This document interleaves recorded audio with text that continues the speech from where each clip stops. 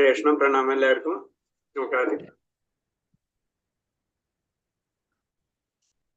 എല്ലാവർക്കും പ്രണാമം. നമുക്ക് പ്രാർത്ഥനയിലേക്ക് കിടക്കാം.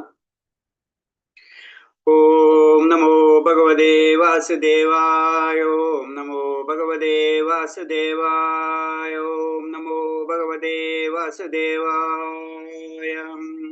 നാരായണം നമസ്കൃത്യം നരം ചൈവ നരോത്തമം ദേവീം സരസ്വതിം വ്യാസം തതോ ജയമുദിരയേത് നഷ്ടപ്രായേഷു ഭദ്രേഷു നിത്യം ഭാഗവത സേവയാ ഭാഗവതേ ഉത്തമ ശ്ലോകേ ഭക്തിർഭവതി നഷ്ടകി മൂകം കരോതി വാചാലം പങ്കും ലംഘയതേ ഗിരിയത്കൃപതമഹം വന്ദേ പരമാനന്ദമാധവം ശ്രീഗുരുദീനധാരിണം ശ്രീചൈതന്യമീശ്വരം. ഓ അജ്ഞാനതിമിരാന്ധ്യസ്യ ജ്ഞാനാഞ്ജലശലാകയാ ചക്ഷുർമിലിതം യേന തസ്മൈ ശ്രീഗുരുവേ നമഃ.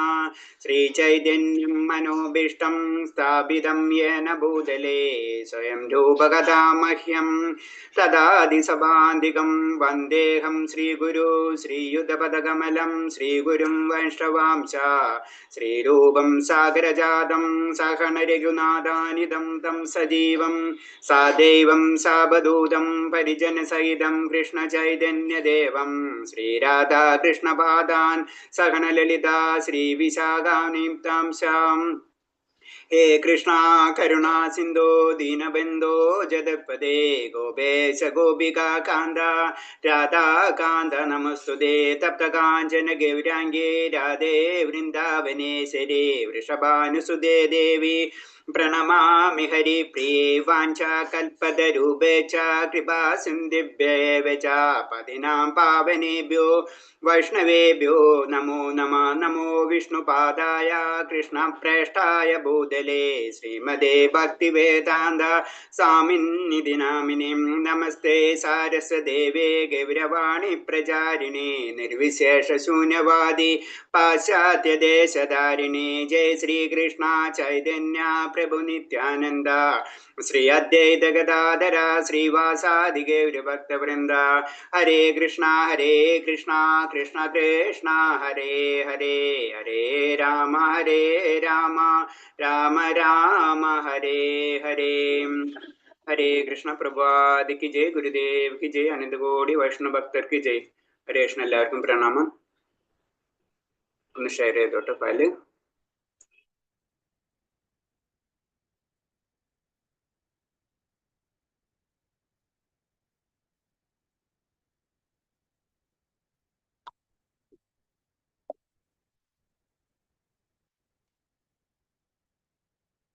ഹരേ കൃഷ്ണ. ഇന്നത്തെ അധ്യായം 5-ാമത്തെ അല്ലേ മാതാജി? അതെ പ്രഭു. ഹരേ കൃഷ്ണ. ഹരേ കൃഷ്ണ. മാതാജിനും കൂടെ ഒന്ന് ചേട്ട ഒരു സെക്കൻഡ്.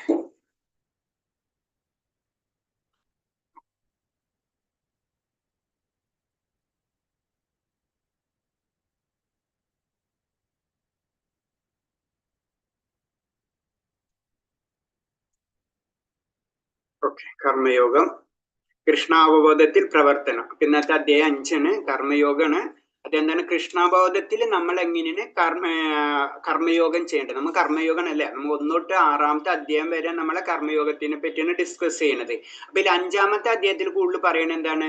അത് കൃഷ്ണാവബോധത്തിൽ നമ്മൾ എങ്ങനെയാണ് കർമ്മയോഗം ചെയ്യേണ്ടതെന്നുള്ള കാര്യങ്ങളാണ് ഇതിൽ ഡീറ്റെയിൽ ആയിട്ട് പറഞ്ഞിട്ടുള്ളത്. ഇനി നമുക്ക് ശ്ലോകത്തിലേക്ക് കിടക്കാം.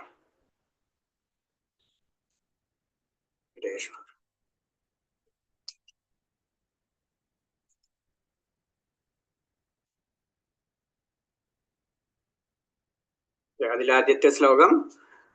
അർജുന ഉവാച സന്യാസം കർമ്മണ കൃഷ്ണ പുനര്യോഗം ച സംശസി യശ്രേയേദിയോ രോഗം തന്മേ ബ്രൂഹി സുനിശ്ചിതം. അർജുനൻ പറഞ്ഞു, കൃഷ്ണ, കർമ്മങ്ങൾ ഉപേക്ഷിക്കണമെന്ന് ഒരിക്കൽ അങ്ങ് എന്നോട് ആവശ്യപ്പെടുന്നു. പിന്നെ ഭക്തി പുരസ്കരം കർമ്മം അനുഷ്ഠിക്കാൻ പറയുന്നു. ഈ രണ്ടിലും വെച്ച് ശ്രേയസ്കരമായത് ഏതാണെന്ന് ദയവായി എനിക്ക് പറഞ്ഞു തരുമോ എന്നാ ചോദിക്കുന്നത്. ഇതിൽ എന്ന് പറയുന്നത് കർമ്മം എന്ന് പറയുമ്പോൾ കർമ്മം ഉപേക്ഷിക്കാൻ ഭഗവാൻ പറയുന്നുണ്ട്, പിന്നെ ഭക്തി പരസ്പരം കർമ്മങ്ങൾ അനുഷ്ഠിക്കാൻ പറയുന്നുണ്ട്. അപ്പൊ അർജുനനെ സംബന്ധിച്ച് അത് സംശയമാണ്. കാരണം എന്താ വെച്ചാൽ നമുക്കറിയാം വേദങ്ങളെല്ലാതും ഭഗവാനിൽ നിന്ന് വന്നിട്ടുള്ളതാണ് അല്ലെ. അപ്പൊ തപസ് അർജുനൻ ഇത് വളരെ പ്രശ്നങ്ങളിൽ ഇടപെടുമ്പോ ഇതൊന്നും എനിക്ക് വേണ്ട എന്ന് പറഞ്ഞിട്ട് തപസ് ചെയ്യാൻ പോകുന്ന ഒരു രംഗം നമുക്കറിയാം അല്ലെ. അപ്പൊ എല്ലാ കർമ്മങ്ങളും ഉപേക്ഷിച്ച് കഴിഞ്ഞാൽ എനിക്ക് മുക്തിയായി, എനിക്ക് വേറെ കാര്യങ്ങൾക്കൊന്നും എനിക്ക് ചിന്തിക്കേണ്ട. അപ്പൊ അതാണോ നല്ലത്, അല്ലെങ്കിൽ എന്താണ് ശരിക്കും ഭക്തി പുരസ്കരം കർമ്മങ്ങൾ അനുഷ്ഠിക്കുകയാണോ വേണ്ടത്? ഇതാണ് ചോദ്യം. അപ്പൊ ആ ചോദ്യത്തിൽ തന്നെ നമുക്കറിയാവുന്നതാണ്. കാരണം ഭക്തി പുരസ്കരം കർമ്മം നമ്മൾ വിളിച്ചിട്ടുണ്ട്. കർമ്മത്തിൽ നിന്ന് ഒഴിയാൻ നമുക്ക് ഒരിക്കലും പറ്റില്ല. കാരണം കർമ്മങ്ങൾ നമ്മുടെ ജീവിതത്തിന്റെ ഒരു പാർട്ട് തന്നെയാണ് അല്ലെ. അപ്പൊ കർമ്മങ്ങളിൽ നിന്ന് നമുക്ക് ഒഴിയാൻ പറ്റില്ല. ആ കർമ്മങ്ങൾ എന്നാൽ ഭഗവാന്റെ മുൻനിർത്തിയിട്ട് ആ കർമ്മങ്ങൾ ചെയ്യാം. നമ്മൾ അതിൽ നിന്ന് ഒരു ബലം പ്രതീക്ഷിക്കാതെ കർമ്മങ്ങൾ ചെയ്യാം. അതാണ് അതിന്റെ നമ്മൾ ചെയ്യേണ്ടത്. അപ്പൊ സത്യത്തിൽ അർജുനൻ ചിന്തിക്കണമെന്ന് വെച്ച് കഴിഞ്ഞാല് സന്യാസം അല്ലെങ്കിൽ ജ്ഞാനയുക്തമായ പരിത്യാഗം സർവ്വകർമ്മങ്ങൾ ഉപേക്ഷിച്ചു കൊണ്ടാവണമെന്ന് അർജുനൻ വിശ്വസിച്ചു. അപ്പൊ സന്യാസം എന്ന് പറയുമ്പോൾ അർജുനൻ വിശ്വസിച്ചെന്ന് വെച്ച് കഴിഞ്ഞാല് ഇപ്പൊ നമ്മളെ രീതിയിൽ സാധാരണ രീതിയിൽ നമ്മളെ ചിന്താഗതി അതാണല്ലേ, എല്ലാതും വിട്ടുപോവാ, അതാണ് സന്യാസം എന്നാണ് അല്ലെ, പരിത്യാഗം, അതാണ് നമ്മളെല്ലാവരും മനസ്സിലുള്ളത്. അതുപോലെ തന്നെ അർജുനൻ വിശ്വസിച്ചെന്ന് വെച്ച് കഴിഞ്ഞാൽ എല്ലാതും വിട്ടുപോകാം. സന്യാസം എന്ന് ഭഗവാൻ പറയുമ്പോ എല്ലാതും വിട്ടുപോകുന്നതാണ്. പക്ഷെ എന്താണ് പറയുന്നത്, കർമ്മത്തെയും സന്യാസത്തെയും ഒരിക്കലും ഇണക്കി കയറിക്കൊണ്ട് പോകാനാവില്ലെന്ന് അദ്ദേഹത്തിന് തോന്നി. കാരണം എന്താ വെച്ചാൽ രണ്ടും കൂടെ ഇണക്കി ചേർക്കാൻ സാധിക്കില്ല എന്ന് അദ്ദേഹത്തിന് തോന്നി എന്ന് പറയുന്നത്. പക്ഷെ അതല്ല, നമുക്കറിയാം നമ്മള് ഈ രണ്ടെണ്ണത്തിനും നമുക്ക് കണക്ട് ചെയ്ത് പോകാൻ പറ്റും. കാരണം അങ്ങനെ നമ്മൾ വെറുതെ തപസ് ചെയ്യാൻ പോയി കഴിഞ്ഞാൽ അതിൽ നിന്ന് ആ ഭഗവാന്റെ ഇത് കിട്ടൂല. ഭക്തിയുത സേവനം ചെയ്യാതെ ഒരിക്കലും ഭക്തിയിലേക്ക് നമുക്ക് കടക്കാൻ കഴിയില്ല. അപ്പൊ അർജുനന്റെ ചിന്തയെ പറ്റിയിട്ടാണ് ഇത് പറയുന്നത്. കാരണം എന്ന് വെച്ച് കഴിഞ്ഞാൽ സന്യാസം എന്ന് പറഞ്ഞാൽ എല്ലാതും വിട്ടു പോകണാണ്. അപ്പൊ എല്ലാ കർമ്മങ്ങളിൽ നിന്ന് ഞാൻ രക്ഷപ്പെട്ടല്ലോ എന്നാണ് അത് ചിന്തിക്കുന്നത്. പിന്നെ അതിൽ വീണ്ടും പറയുന്നത്, പരിപൂർണ ജ്ഞാനത്തോടെ ചെയ്യുന്ന കർമ്മം പ്രതികരണങ്ങൾ ഉണ്ടാക്കില്ലെന്നും നൈഷ്കർമ്മ കർമ്മത്തിന് തുല്യമാണെന്ന് അദ്ദേഹം ഗ്രഹിക്കാൻ ഇടയില്ല. അതുകൊണ്ട് കർമ്മത്തിന് ഒഴിഞ്ഞു നിൽക്കുകയോ പൂർണ്ണ ജ്ഞാനത്തോടെ കർമ്മം ചെയ്യുന്നത് ശ്രേയസ്കരമെന്ന് അർജുനൻ ചോദിക്കുന്നത്. അപ്പൊ ഇതില് പറയുന്നത് കാരണം എന്ന് വെച്ച് കഴിഞ്ഞാല് അർജുനന്റെ തെറ്റിദ്ധാരണയാണ്. ഫസ്റ്റ് ശ്ലോകത്തില് അർജുനന്റെ തെറ്റിദ്ധാരണയാണ്. നമുക്കിപ്പോ ആ കാര്യത്തിൽ നിന്ന് മനസ്സിലാവും. കാരണം എന്ന് വെച്ചാൽ കർമ്മം നമ്മൾ എന്തായാലും ചെയ്തേ പറ്റൂ. ആ കർമ്മങ്ങൾ മുഴുവനും ഭഗവാന് സമർപ്പിതമായിരിക്കണം എന്ന് മാത്രമേ ഉള്ളൂ. അപ്പൊ വെറുതെ നമ്മള് ഒളിച്ചോടലല്ല കർമ്മം എന്ന് പറയുന്നത്. വെറുതെ ചെന്ന് തപസ് ചെയ്ത് കഴിഞ്ഞാൽ അത് കർമ്മമാവില്ല, അതൊരിക്കലും പറ്റില്ല അല്ലെ. നമുക്ക് വിരക്തി എന്ന് പറഞ്ഞത് നമുക്ക് പ്രാക്ടിക്കൽ ആയിട്ടുള്ള ഒരു കാര്യമല്ല. കാരണം അർജുനനും ആയ ഇതിലുള്ള ബ്രാഹ്മണനും ക്ഷത്രിയം വൈശ്യർ ശൂദ്രൻ ആ കാറ്റഗറിയിൽ വന്നിട്ടുള്ളതാണ്. അപ്പൊ ഒരു ക്ഷത്രിയന്റെ ആയിട്ടുള്ള ഒരു ഡ്യൂട്ടീസ് ഉണ്ട്. ആ ക്ഷത്രിയ ഡ്യൂട്ടിയിൽ നിന്ന് അർജുനന് ഒരിക്കലും പിന്മാറാൻ കഴിയില്ല. ആ പിന്മാറി കഴിഞ്ഞാൽ തന്നെ എന്താണ് സ്വധർമ്മം തന്നെ അവിടെ തെറ്റിപ്പോണല്ലേ. അപ്പൊ സ്വധർമ്മങ്ങള് നമ്മൾ ചെയ്തിട്ടില്ലെങ്കിൽ അതിന്റെ ബുദ്ധിമുട്ട്, ആ കർമ്മഫലങ്ങൾ നമുക്ക് അനുഭവിക്കേണ്ടി വരും. അതെങ്ങനെയെന്ന് വെച്ച് കഴിഞ്ഞാൽ സിമ്പിൾ ആയിട്ട് പറഞ്ഞിട്ട് അർജുനൻ യുദ്ധം ചെയ്യാണ്ട് പോയി കഴിഞ്ഞാൽ എന്താ സംഭവിക്കുന്നത്, വീണ്ടും അധർമ്മം അവിടെ കൊടികുത്തി വാഴും. അപ്പോൾ എന്താണ്, അധർമ്മികൾ കൊടികുത്തി വാഴുമ്പോൾ അത് അനുഭവിക്കുന്ന കുറെ വ്യക്തികളും കുറെ കാര്യങ്ങൾ അതിനോട് ലിങ്കേറ്റ് വരും. അപ്പൊ അതിന്റെ കർമ്മഫലങ്ങൾ മുഴുവൻ അർജുനന് കിട്ടും. അതാണ് നമ്മളെ സ്വന്തമായിട്ടുള്ള കർമ്മങ്ങൾ നമുക്ക് ഉണ്ടെങ്കിൽ തീർച്ചയായിട്ടും നമ്മൾ അത് ചെയ്യണം. പക്ഷെ അത് എന്താണ്, അർജുനൻ ചെയ്യേണ്ടത് എന്തിനാണ്, ഭഗവാന് വേണ്ടി മാത്രം യുദ്ധം ചെയ്യുക. അതാണ് അർജുനൻ ചെയ്യുന്നത് അല്ലെ. അപ്പൊ അങ്ങനെ വരുമ്പോൾ എന്താണ്, അതാണ് കർമ്മം. അങ്ങനെയാണ് കർമ്മം ചെയ്യേണ്ടത്. അതാണ് ഇതിൽ പറഞ്ഞത്, ഭക്തി പുരസ്പരം കർമ്മങ്ങൾ ചെയ്യണം എന്നാണ് പറയുന്നത്. അടുത്ത ശ്ലോകം ഭഗവാൻ പറയാ, ശ്രീ ഭഗവാനുവാച സന്യാസം കർമ്മയോഗശ്ച നിശ്രേയസ്കരാഭൂതയോസ്തു കർമ്മ സന്യാസ് കർമ്മയോഗ വിശിഷ്യതേ.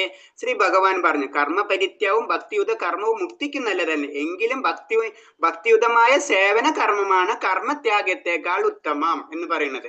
അപ്പൊ എന്താണ്, രണ്ടും നല്ലത് തന്നെയാണ്. കർമ്മപരിത്യാഗമാണെങ്കിലും അതേപോലെ തന്നെ ഭക്തിയുത സേവനമാണെങ്കിലും നല്ലത് തന്നെ. പക്ഷെ ഏറ്റവും ബെറ്റർ എന്ന് പറയുന്നത് ഭക്തിയുത സേവനമാണ്. കാരണം എന്ന് വെച്ചാൽ അത് നമ്മളെ രണ്ടും കൂടെ നമ്മളെ സ്വന്തമായിട്ടുള്ള കർമ്മങ്ങളെയും പിന്നെ നമ്മൾ ഭഗവാനിൽ എല്ലാ കാര്യങ്ങളും അർപ്പിച്ച് ചെയ്യുമ്പോൾ അതിന്റെ ബലം കിട്ടും. മറ്റേന്ന് വെച്ച് കഴിഞ്ഞാൽ കർമ്മ പരിത്യാഗം എന്ന് പറയുമ്പോൾ നമുക്കറിയാം, വേറെ രീതി പറഞ്ഞു കഴിഞ്ഞാൽ ഒരിക്കലും നമുക്ക് പ്രാക്ടിക്കൽ അല്ലാത്തൊരു കാര്യമാണ് കർമ്മത്തെ. നമുക്ക് ആഗ്രഹങ്ങളെ വേണ്ടാന്ന് വെക്കാന്ന് കഴിഞ്ഞാൽ പ്രാക്ടിക്കൽ അല്ല. അപ്പൊ ആ കർമ്മ പരിത്യാഗം നമുക്ക് ഒരിക്കലും നടക്കില്ല എന്നാ പറയുന്നത്. കർമ്മ പരിത്യാഗം ഇപ്പൊ നമ്മൾ യോഗീശ്വരന്മാര് ആ ലെവലിലുള്ള വ്യക്തികളല്ല. നമ്മൾ ഇപ്പൊ പറഞ്ഞില്ല, അർജുനൻ ആ ലെവലിലേക്ക് കടന്നു കഴിഞ്ഞു. അർജുനൻ യോദ്ധാവ് അല്ലെങ്കിൽ ക്ഷത്രിയ ഡ്യൂട്ടി അർജുനനുണ്ട്. അതിൽ നിന്ന് അല്ലെങ്കിൽ അതിലൊന്നും കടക്കാത്ത വ്യക്തികളായിരിക്കണം. ഇപ്പൊ നമുക്കറിയാം ചൈതന്യ മഹാപ്രഭു 22ാമത്തെ വയസ്സിൽ സന്യാസം സ്വീകരിച്ചാണല്ലേ. അപ്പൊ അതിലൊന്നും കടക്കാണ്ട് പെട്ടെന്ന് നമുക്ക് പിന്നെ അവരൊന്നും വെച്ച് നമുക്ക് കമ്പയർ ചെയ്യാനും പറ്റില്ല. കാരണം എന്ന് വെച്ചാൽ അവരൊക്കെ ഭഗവാന്റെ അവതാരങ്ങളാണ്. അപ്പൊ അവതാരങ്ങൾക്ക് ഇതിന്റെ കാര്യങ്ങളൊന്നും ബന്ധമില്ല. അതിന് ഭഗവതി ലാസ്റ്റത്തെ ശ്ലോകത്തിൽ നമുക്ക് പറയുമ്പോൾ ശ്രദ്ധിച്ചാറില്ല, എല്ലാ ധർമ്മങ്ങളും ഉപേക്ഷിക്കാം. നമുക്ക് എപ്പോഴും ഭഗവാനിൽ കംപ്ലീറ്റ് ശരണം ചെയ്യാൻ പറ്റുന്ന ഒരു അവസ്ഥ എത്തുമ്പോൾ നമുക്ക് എല്ലാ ധർമ്മങ്ങളും, അപ്പോൾ അവിടെ സ്വധർമ്മോ യാതൊന്നും ഇല്ലാത്ത ഒരു അവസ്ഥ. ശരിക്കും അതാണ് സന്യാസം. സന്യാസത്തിന്റെ പരിപൂർണത എന്ന് 18ാമത്തെ അദ്ദേഹത്തിൽ പറഞ്ഞത് അതാണ്. അവിടെ എത്തുമ്പോൾ നമുക്ക് അവിടെ സന്യാസം 100% ആവും. പക്ഷെ നമ്മൾ ഇവിടെ ഇനീഷ്യൽ സ്റ്റേജിൽ നമ്മളറിയാം കർമ്മയോഗം എന്ന് പറയുമ്പോൾ ഇനീഷ്യൽ ഉള്ള വ്യക്തികൾക്ക് വേണ്ടിയിട്ടുള്ളതാണ്. അവർ ഇത് രണ്ടും കൂടി കൊണ്ടുപോകണം എന്ന് പറഞ്ഞു. പക്ഷെ പരിത്യാഗം നമുക്ക് ചെയ്യാം. എവിടെ ആ എല്ലാ ധർമ്മങ്ങളും പരിത്യജിക്കാൻ ഒരു അവസ്ഥയിലേക്ക് നമ്മൾ വളർന്നു കഴിഞ്ഞാൽ നമുക്ക് പരിത്യജിക്കാം. അല്ലാത്തടത്തോളം കാലം നമുക്ക് പരിത്യജിക്കാൻ പറ്റില്ല. പരിത്യജിച്ച് കഴിഞ്ഞാൽ നമ്മൾ അവിടെ വീഴ്ച വരാനുള്ള സാധ്യത വളരെയധികം ഉണ്ട്. പക്ഷെ നമ്മൾ ഭക്തിയുദ്ധ സേവനം നമ്മളെ സ്വന്തമായിട്ടുള്ള കർമ്മങ്ങളിൽ കൂടി തന്നെയും നമ്മൾ ഭക്തിയുദ്ധ സേവനം ചെയ്തു പോകണമെന്ന് വെച്ച് കഴിഞ്ഞാൽ നമ്മൾ അവിടെ വീഴ്ച വരാനുള്ള സാധ്യത കുറവായിരിക്കും. അതാണ് ഇതിന്റെ മെയിൻ ആയിട്ട് കാര്യം പറയുന്നത്. പിന്നെ ഭക്തിയുദ്ധ സേവന കർമ്മമാണ് കർമ്മത്യാഗത്താൽ ഉത്തമം. അതിപ്പോ നമുക്ക് മനസ്സിലായി. കാരണം എന്ന് വെച്ച് കഴിഞ്ഞാൽ അവിടെ വീഴ്ച വരാൻ മെയിൻ ആയിട്ട് കർമ്മത്യാഗം എന്ന് പറയുമ്പോൾ അവിടെ വീഴ്ച വരാനുള്ള സാധ്യതയുണ്ട്. പിന്നെ നമ്മൾ സ്വന്തമായിട്ടുള്ള കർമ്മങ്ങളെ നമ്മൾ മാറ്റി വെക്കുന്ന പിന്നെ നമ്മള് അങ്ങനത്തെ മഹത് വ്യക്തികളൊന്നുമല്ല, സാധാരണ വ്യക്തികളാണ്. അപ്പൊ വീഴ്ച വരാനുള്ള സാധ്യത കൂടുതലാണ്. പക്ഷെ ഭക്തിയുദ്ധ സേവനം എന്ന് പറഞ്ഞത് നമ്മൾ ഉള്ളില് ആ ഭക്തി ഉള്ളത് കാരണം കൊണ്ട് അത് ചെയ്യാനും എളുപ്പമായിരിക്കും. കമ്പാരിറ്റീവ്ലി നമ്മള് കർമ്മത്തെക്കാൾ എളുപ്പത്തിൽ നമുക്ക് കർമ്മ പരിത്യാഗത്തിലേക്കും എളുപ്പത്തിൽ നമുക്ക് ചെയ്യാൻ കഴിയും. അതാണ് അതിന്റെ ഏറ്റവും വലിയ ബെനിഫിറ്റ്. അതിന് നമ്മൾ കർമ്മയോഗത്തിൽ കർമ്മത്തിൽ കൂടി ഭഗവാനെ കണക്ട് ചെയ്യാൻ വേണം. അതിന് നമ്മൾ ആദ്യത്തെ സെക്ഷൻ തന്നെ അതിന് പറഞ്ഞു, കർമ്മത്തിൽ കൂടി ഭഗവാനെ കണക്ട് ചെയ്യാൻ എല്ലാവരും ശ്രമിക്കുക. അതാണ് പറയുന്നത്. ശരീര സുഖങ്ങൾക്ക് നിലവാരം ഉയർത്താൻ ലക്ഷ്യമാക്കിയുള്ള പ്രവർത്തനം മുഴുകിയിരിക്കുന്ന കാലത്തോളം ഒരാൾക്ക് വിവിധ ഇനം ശരീരങ്ങളിൽ ജന്മമെടുക്കേണ്ടി വരും. പറഞ്ഞു നമ്മള് ഭഗവാനെ സേവ്യ വിരക്തി നമ്മൾ പോരുന്നുണ്ട്. നമ്മൾ അറിയാണ്ട് തന്നെ നമ്മൾ ഭഗവാന്റെ കാര്യങ്ങൾ ചെയ്യുന്ന സമയത്ത് അറിയാണ്ട് തന്നെ നമ്മൾ എന്താണ് ഭൗതിയിൽ നിന്ന് വിരക്തികൾ നമ്മൾ പോരുന്നു. അല്ലാന്ന് വെച്ച് കഴിഞ്ഞാൽ എന്താണ് നമ്മൾ വീണ്ടും വീണ്ടും ഈ ലോകത്തില് ജന്മം എടുക്കേണ്ടി വരും. അതിന് പറഞ്ഞ നമ്മൾ വാസുദേവന്റെ ഭക്തിയുത സേവനത്തിൽ ഒരാൾ പ്രേമം വളർത്തിയെടുക്കണം. എന്നാൽ മാത്രമേ അയാൾക്ക് പ്രാപഞ്ചിക ബന്ധങ്ങളിൽ നിന്ന് മുക്തി നേടാൻ കഴിയുള്ളൂ എന്ന് പറയുന്നത്. കാരണം എന്ന് വെച്ച് കഴിഞ്ഞാല് അല്ലാണ്ട് ഒരിക്കലും നമുക്ക് പ്രാക്ടിക്കൽ അല്ല. കാരണം എന്ന് വെച്ച് കഴിഞ്ഞാൽ ഭഗവാനായിട്ട് ഭക്തി നമ്മൾ വളർത്തിയെടുക്കണം എന്ന് തന്നെ പറഞ്ഞു. അതിന് നമ്മളെല്ലാവരും ഭക്തി പ്രാക്ടീസ് ചെയ്യണം എന്ന് പറഞ്ഞു. ഭഗവാന്റെ നാമം ജപിക്കണം എന്ന് പറഞ്ഞതിന്റെ കാരണം അത് നമ്മൾ വളർത്തിയെടുക്കണം. നമ്മൾക്കിൽ ഉണ്ടെന്ന് പറഞ്ഞിട്ട് കാര്യമില്ല. ഒരു വിത്ത് പോലെയാണ് ഭഗവത് പ്രേമം എന്ന് പറഞ്ഞത്. നമ്മളിലുള്ള നമ്മളെ ഹൃദയത്തിലുള്ള ഒരു വിത്താണ്. ആ വിത്തിനെ നമ്മൾ വെള്ളം ഒഴിച്ച് വളർത്തി ചെടികളും പൂക്കളും വരുന്ന രീതിയിൽ വളർത്തിയെടുക്കണം എന്ന് പറയുന്നത്. അങ്ങനെ വളർത്തിയെടുത്താലേ നമ്മള് എന്നിട്ട് അതിന്റെ ഫലം ആസ്വദിക്കണം എന്ന് പറയുന്നത്. മനസ്സിലായി? അപ്പൊ അത്രയും ലെവലിലേക്കാണ് നമ്മൾ ഉയരേണ്ടത്. അങ്ങനെ അതിന്റെ ഭക്തിയുടെ ലെവലുകൾ അങ്ങനെയാണ് പറയുന്നത്. അപ്പൊ നമ്മളൊക്കെയുള്ള ഭക്തി എന്ന് പറഞ്ഞാൽ ശരിക്കും ഒരു ബീജരൂപത്തിലാണ്. ആ ബീജരൂപത്തിനെ വളർത്തിയെടുക്കുക എന്നുള്ളത് നമ്മളെ ലക്ഷ്യമാണ്. അതാണ് നമ്മൾ മനസ്സിലാക്കേണ്ടത്. കൃഷ്ണബോധത്തിലുള്ള പ്രവർത്തനം കാമ്യകർമ്മങ്ങളിൽ നിന്നും രക്ഷപ്പെടാൻ ഒരാളെ സഹായിക്കുന്നു. അതാണ് ഇതിൽ ഏറ്റവും ഇമ്പോർട്ടന്റ്. നമ്മൾ എന്തുകൊണ്ട് കൃഷ്ണബോധത്തിൽ കടക്കണം, കൃഷ്ണബോധ പ്രവർത്തനങ്ങൾ ചെയ്യണമെന്ന് വെച്ച് കഴിഞ്ഞാൽ നമ്മൾ അറിയാണ്ട് തന്നെ നമ്മൾ എന്താണ് കാമ്യ കർമ്മങ്ങളുടെ ഫലങ്ങളിൽ നിന്ന് നമുക്ക് രക്ഷ നേടാൻ കഴിയും. ഒന്നാമത്തേത് നമ്മൾ അങ്ങനത്തെ കാര്യങ്ങൾ ചെയ്യില്ല. ഭൗതികമായിട്ട് എല്ലാതും ഭൗതികമായിട്ട് ചിന്തിക്കില്ല. കുറച്ച് കാര്യങ്ങൾ ആത്മീയമായിട്ട് ചിന്തിക്കാൻ തുടങ്ങും. അപ്പോഴെന്താണ് നമുക്കറിയാം ചിലത് ശരി തെറ്റ് നമ്മൾ അതിലേക്ക് കടക്കൂല. അപ്പൊ അൾട്ടിമേറ്റ് നമ്മൾ എന്താണ് ആ പ്യൂരിറ്റി നമ്മളെ മനസ്സിൽ ഇൻഡയറക്റ്റ് ആയിട്ട് പ്യൂരിറ്റി, അതായത് രജോ ഗുണത്തിൽ നിന്ന് നമ്മൾ സത്വ ഗുണത്തിലേക്ക് പതുക്കെ കടക്കും. അങ്ങനെ സത്വ ഗുണത്തിൽ നിന്ന് വിശുദ്ധ സത്വഗുണത്തിലേക്ക് കടന്നു കഴിഞ്ഞാലോ നമ്മൾ ഭക്തിയിലേക്ക് കടക്കാൻ കഴിയുള്ളൂ. ബാക്കി അല്ലാതെ നമ്മൾ ചെയ്യുന്നത് പ്യൂരിഫിക്കേഷൻ അല്ലെ. ഒരു ഗോൾഡ് എന്ന് പറയുമ്പോൾ തന്നെ അത്ര മലിനമായിട്ടുള്ള സ്ഥലത്ത് നമ്മൾ എടുത്ത് അതിന് പ്യൂരിഫൈ ചെയ്ത് പ്യുവർ ഗോൾഡ് എന്ന ലെവലിലേക്ക് വന്നാലേ അതിന് വാല്യൂ ഉള്ളൂ. അല്ലെങ്കിൽ അതിന് വാല്യൂ ഇല്ല എന്ന് പറഞ്ഞ പോലെ തന്നെ നമ്മളെ മനസ്സിലെ മാലിന്യങ്ങൾ ഒന്നൊന്നായിട്ട് നമ്മളത് ക്ലിയർ ചെയ്തെടുക്കണം. അതാണ് ഇതിൽ പറയുന്നത്.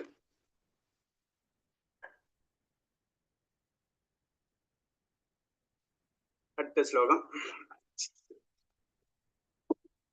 ജ്ഞേയസ് നിത്യസന്യാസി യോനോദേഷ്ടിന കാംക്ഷതി നിർദ്ദന്തോ ഹി മഹാബാഹോ സുഖം ബന്ധാത് പ്രമുച്യതേ കർമ്മഫലങ്ങൾ ആഗ്രഹിക്കുന്നവോ വെറുക്കുകയോ ചെയ്യാത്ത ആളാണ് നിത്യസന്യാസി. മഹാബോഹ അർജുന, അയാൾ ദ്വന്ദ്ങ്ങളിൽ നിന്നൊഴിഞ്ഞ് എളുപ്പത്തിൽ നിന്ന് ഭൗതിക ബന്ധനങ്ങളിൽ നിന്ന് മുക്തനാക്കുന്നതോടൊപ്പം മോക്ഷം അടയുകയും ചെയ്യുന്നു. അപ്പൊ ആ സന്യാസി ഞാൻ പറഞ്ഞില്ല 18ാം അധ്യായത്തിൽ ഞാൻ പറഞ്ഞത് പരിപൂർണ സന്യാസത്തിന്റെ പരിപൂർണത എന്ന് പറഞ്ഞ പോലെ ഒരു സന്യാസി എന്ന് പറയുമ്പോൾ അതിന്റെ ഡെഫിനിഷൻ പറയുന്നത് കാരണം എന്ന് വെച്ച് കഴിഞ്ഞാൽ അയാള് ഭൗതിക ബന്ധനത്തിൽ നിന്ന് മുക്തനായിരിക്കും. അപ്പൊ ഭൗതിക ബന്ധനത്തിൽ നിന്ന് മുക്തനായി കഴിഞ്ഞാൽ ഓട്ടോമാറ്റിക് ആയിട്ട് നെക്സ്റ്റ് ലെവൽ എന്ന് പറഞ്ഞാൽ ആത്മീയതയാണ് അല്ലെ, അതായത് അതിന്റെ ഒരു ലെവലിലേക്ക് കടക്കുക അല്ലെങ്കിൽ മോശം അടയുകയും ചെയ്യും. അതാണ് ഇതില് പറയുന്നത്.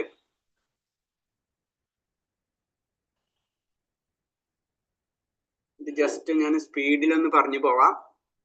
അപ്പൊ നമ്മള് സന്യാസികൾ, ഭഗവത് വൈഷ്ണവ സന്യാസി, രണ്ടു തരം സന്യാസികളെ പറ്റി പറയുന്നുണ്ട്. ഒന്ന് മായാവാദ സന്യാസികള്, ഒന്ന് ഭഗവത് സേന വൈഷ്ണവ സന്യാസികൾ ഇതൊക്കെ പറയുന്നത്.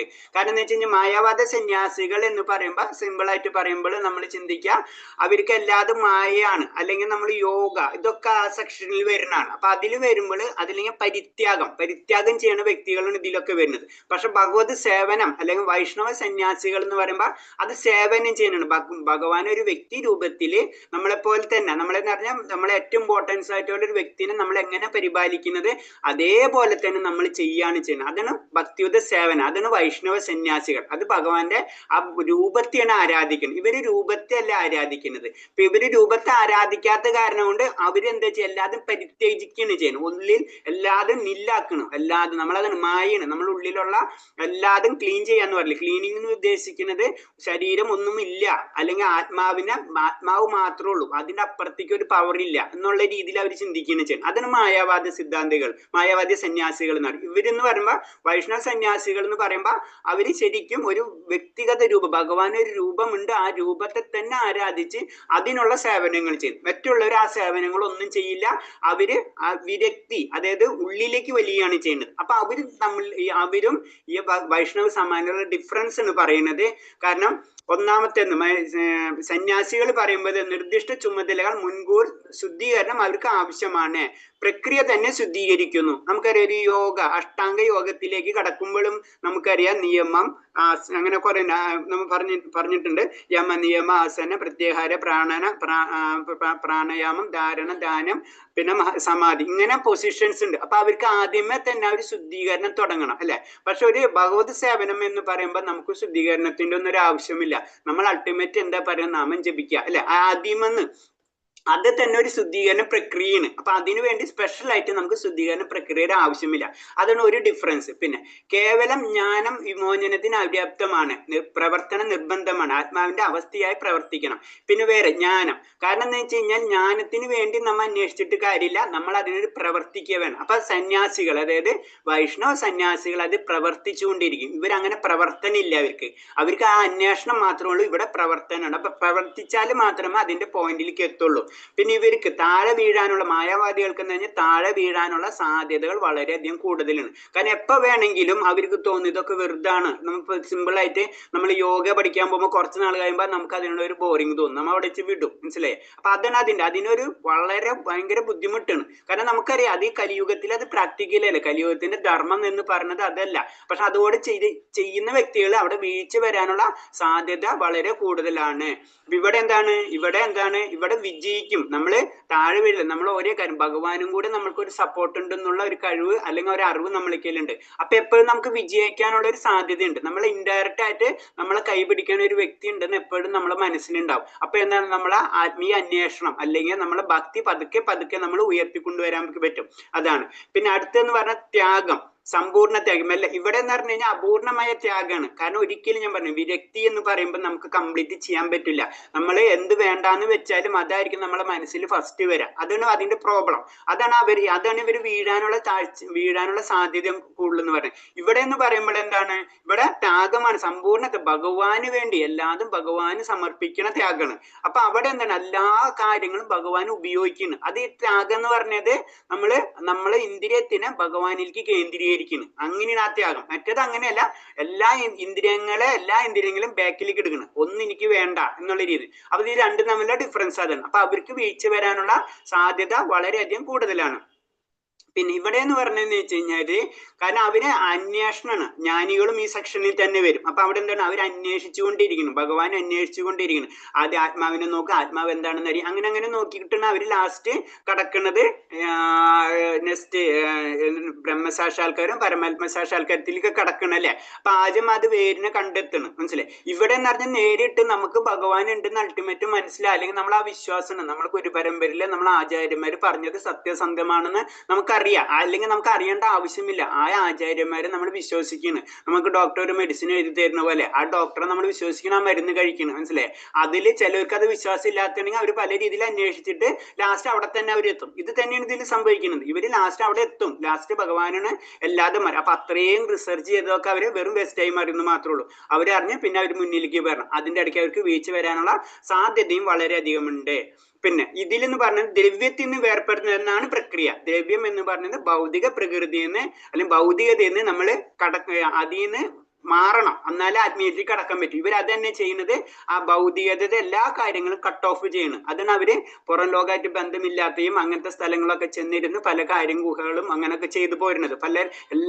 എല്ലാ ഭൗതികതയും കട്ട് ചെയ്യണവര്, മനസ്സിലായി. അപ്പൊ അങ്ങനെ ചെയ്യുമ്പോ അപ്പൊ അതിൻ്റെതായ പ്രോബ്ലംസ് അവർക്ക് വരും. അപ്പൊ അതൊക്കെ അതിജീവിക്കുക എന്നത് പറഞ്ഞത് ഒരു സാധാരണ രീതിയിലുള്ള, അതായത് നമ്മളെ പോലെയുള്ള ഗൃഹസ്ഥർക്ക് അതൊന്നും പ്രാക്ടിക്കൽ അല്ല, നമുക്ക് ചിന്തിക്കാനടക്കാൻ പറ്റൂല അല്ലെ. അപ്പൊ അത് കാരണം കൊണ്ടാണ് നമ്മൾ ഈ മെത്തേഡ് ഉപയോഗിക്കുന്നത്. കാരണം ആ ഭഗവാന് അത് കാരണം അത് നമ്മുടെ ഉള്ളിൽ ഇൻബിൽറ്റ് ആണ്. ഭക്തി എന്ന് പറഞ്ഞത് നമ്മുടെ ഉള്ളിൽ ഇൻബിൽറ്റ് ആണ്, അത് നമ്മൾ ഡെവലപ്പ് ചെയ്യേണ്ടതുള്ളൂ. അപ്പൊ രണ്ടുപേരും ലാസ്റ്റ് എത്തുന്നത് ഒരു വഴി തന്നെയാണ്. അപ്പൊ എന്തുകൊണ്ട് ഇവർക്ക് ഇത് വഴി ഉപയോഗിച്ചു, അത് ഓരോരുത്തരുടെ ചോയ്സ് ആണ്. ഞാൻ പറഞ്ഞില്ലേ, മാത്സ് പഠിക്കാൻ ഇഷ്ടമുള്ളവർക്ക് മാത്സ് പഠിക്കും, കെമിസ്ട്രി പഠിക്കാൻ ഇഷ്ടമുള്ളവർ കെമിസ്ട്രി പഠിക്കുന്നു മാത്രമേ ഉള്ളൂ. ചിലർക്ക് വേറെ എന്തെങ്കിലും പഠിക്കാൻ എന്ന് പറഞ്ഞ പോലെ ഇത്ര ഉള്ളത് ഓരോരുത്തരും ചോയ്സ് ആയിരിക്കും. ചിലർക്ക് ഈ മെത്തേഡ് ആയിരിക്കും അവരിഷ്ടം, അവർ താഴ്ച വീഴും പല ജന്മങ്ങൾ അവർ കറങ്ങും, പിന്നെ അവർക്ക് അങ്ങനത്തെ ഒരു ജീവിതം കിട്ടുമ്പോൾ വീണ്ടും കൃഷ്ണബോധത്തിലേക്ക് വരാം. അങ്ങനെ അത് വരുന്നത്. അപ്പൊ അത് ഇതും ആയിട്ട് അപ്പൊ നമ്മൾ സിമ്പിൾ ആയിട്ട് ചോദിക്കുക, അവർക്ക് ഈ മെത്തേഡ് പോയറിയെന്നല്ല, അത് അവരെ ചോയ്സ് ആണ്. അതാണ് നമ്മൾ അതിൽ നിന്ന് മനസ്സിലാക്കേണ്ടത്. പിന്നെ ഇവർക്ക് സന്തോഷമില്ല, കാരണം എന്ന് വെച്ച് കഴിഞ്ഞാൽ ഇവരൊക്കെ വിരക്തിയിലേക്കല്ലേ കടക്കുന്നത്. അപ്പൊ അവർക്കൊന്നും ഒരിക്കലും ഒരു ആത്മീയ സന്തോഷം അവർക്ക് ലഭിക്കാൻ പോകുന്നില്ല. അത് അൾട്ടിമേറ്റ് ആ പോയിന്റിൽ എത്തുമ്പോൾ മാത്രമേ, ആ സമാധി പൊസിഷനിൽ എത്തുന്ന വരെ അവർക്ക് ഒരിക്കലും സന്തോഷമില്ല. പക്ഷെ ഒരു ഭക്തനെ സംബന്ധിച്ച് ഓരോ പ്രവർത്തികൾ ചെയ്യുമ്പോഴും ഭഗവാന് വേണ്ടി എന്തൊരു പറയില്ലേ, നമ്മൾ ഒരേ പൂവ് അല്ലെങ്കിൽ ഒരു എന്ത് കാര്യങ്ങൾ ചെയ്യുമ്പോൾ നമ്മൾ അപ്പോഴേ തന്നെ ആ സന്തോഷം നമുക്ക് അനുഭവിച്ചുകൊണ്ടിരിക്കുന്നു. അതാണ് അതിന്റെ പ്രത്യേകത. പിന്നെ ഇവരെന്താണ്, ഈ ഇന്ദ്രിയങ്ങളെ നിയന്ത്രിച്ച് ആദിന്ദ്രിയ ഭക്തി സേവനം ആസ്വദിക്കാൻ കഴിയില്ല. ഇവരൊക്കെ ഇന്ദ്രിയങ്ങളെ നിയന്ത്രിക്കുകയാണ്. പക്ഷെ ഇവിടെ എന്താണ്, ഇന്ദ്രിയങ്ങളെ ഓരോ കാര്യങ്ങളിൽ ഏർപ്പെടുത്തുന്നത്. അപ്പൊ നമുക്ക് എല്ലാ ഇന്ദ്രിയത്തിന്റെ സന്തോഷം നമുക്ക് ലഭിക്കണം അല്ലെ. നമ്മളിപ്പോ കീർത്തനങ്ങൾ കേൾക്കുന്നത്, കീർത്തനങ്ങൾ പാടുന്നത്, ഇപ്പൊ ഓരോ അമ്പലങ്ങളിൽ ഓരോ ഫെസ്റ്റിവൽസ്, ഇതൊക്കെ നമ്മൾ എൻജോയ് ചെയ്യണല്ലേ ഇൻഡയറക്റ്റ് ആയിട്ട്. അപ്പൊ നമ്മൾ ഇന്ദ്രിയങ്ങളെ ഭഗവാന്റെ കാര്യങ്ങളിൽ ഏർപ്പെടുത്തി അതിൽ സന്തോഷം കണ്ടെത്തണം. ഇവരത് മുഴുവനും കട്ട് ചെയ്യണം, മനസ്സിലായി. അതാണ് അതിന്റെ പ്രോബ്ലം. പിന്നെ ഇവർക്ക് അനേക ജന്മങ്ങൾ എടുക്കുന്നു. കാരണം എന്ന് പറഞ്ഞു കഴിഞ്ഞാൽ അതിനെന്താ കാരണം, ഇവർക്ക് ഇങ്ങനെ ഈ ജന്മത്തിൽ തീരുന്നില്ല അവന്റെ അന്വേഷണം. അങ്ങനെ പല ജന്മങ്ങൾ കടന്ന് പോയിട്ടായിരിക്കും പിന്നീട് ഏതെങ്കിലും ഒരു ജന്മത്തിലായിരിക്കും വീണ്ടും ആ ഭഗവാനെ പറ്റി അറിയാൻ പറ്റുന്നത്, പിന്നെ അവരതിലേക്ക് കടക്കുന്നത്. അതാണ് അതിന്റെ അവർക്കുള്ള പ്രോബ്ലം. ഇവിടെയാണെങ്കിലോ പരമദിവ്യോത്തമ പുരുഷനെ വേഗത്തിൽ പ്രാപിക്കുന്നു. കാരണം നമ്മൾ ആ ട്രാക്ക് പിടിച്ചു കഴിഞ്ഞു. അപ്പൊ നമുക്ക് അത് ഇവർ അത്രയും ജന്മങ്ങൾക്ക് ശേഷമാണ് അവർക്ക് ആ ട്രാക്ക് കിട്ടുന്നത്. ഇത് ആദ്യമേ തന്നെ നമുക്കത് മനസ്സിലായി. നമ്മൾ അതിലേക്ക് കൂടെ തന്നെയാണ് സഞ്ചരിക്കുന്നത്, എപ്പോഴും ആ ഭക്തിയുത സേവനത്തിൽ സഞ്ചരിച്ചു കൊണ്ടിരിക്കുന്നത്. അതിന് വൈഷ്ണവ സന്യാസികളുടെ പ്രത്യേകത. പിന്നെ സംഖ്യ തത്വശാസ്ത്രങ്ങൾ പഠിക്കുക. ഇവരെന്താന്ന് വെച്ച് കഴിഞ്ഞാൽ സാഖ്യ തത്വശാസ്ത്രം, അതായത് നമ്മളെ ഈ മുഴുവനും പ്രപഞ്ചത്തിന് പല മൂലകങ്ങളായിട്ട് തിരിച്ചിരിക്കുന്നു. 24 മൂലകങ്ങളായിട്ട് തിരിച്ചിരിക്കുന്നു. അപ്പൊ 24 മൂലകങ്ങൾ എന്താണ്, അതിനെ പറ്റിയുള്ള ഒരേ കാര്യങ്ങൾ പഠിച്ച് അതിൽ വരുന്ന പഞ്ചഭൂതങ്ങൾ വരുന്നുണ്ട്, പഞ്ചേന്ദ്രിയങ്ങൾ വരുന്നുണ്ട്, അതേപോലെ തന്നെ ആത്മാവ് വരുന്നുണ്ട്. ആത്മാവ് എന്ന് പറഞ്ഞാൽ 25ഉം 26ആണ്. 26ാമത്തെയാണ് ആത്മാവ്, 25ാമത്തേണ് ആത്മാവ്, 26ാമത്തെ പരമാത്മാവ്. 25ാമത്തേത് പരമാത്മാവ്.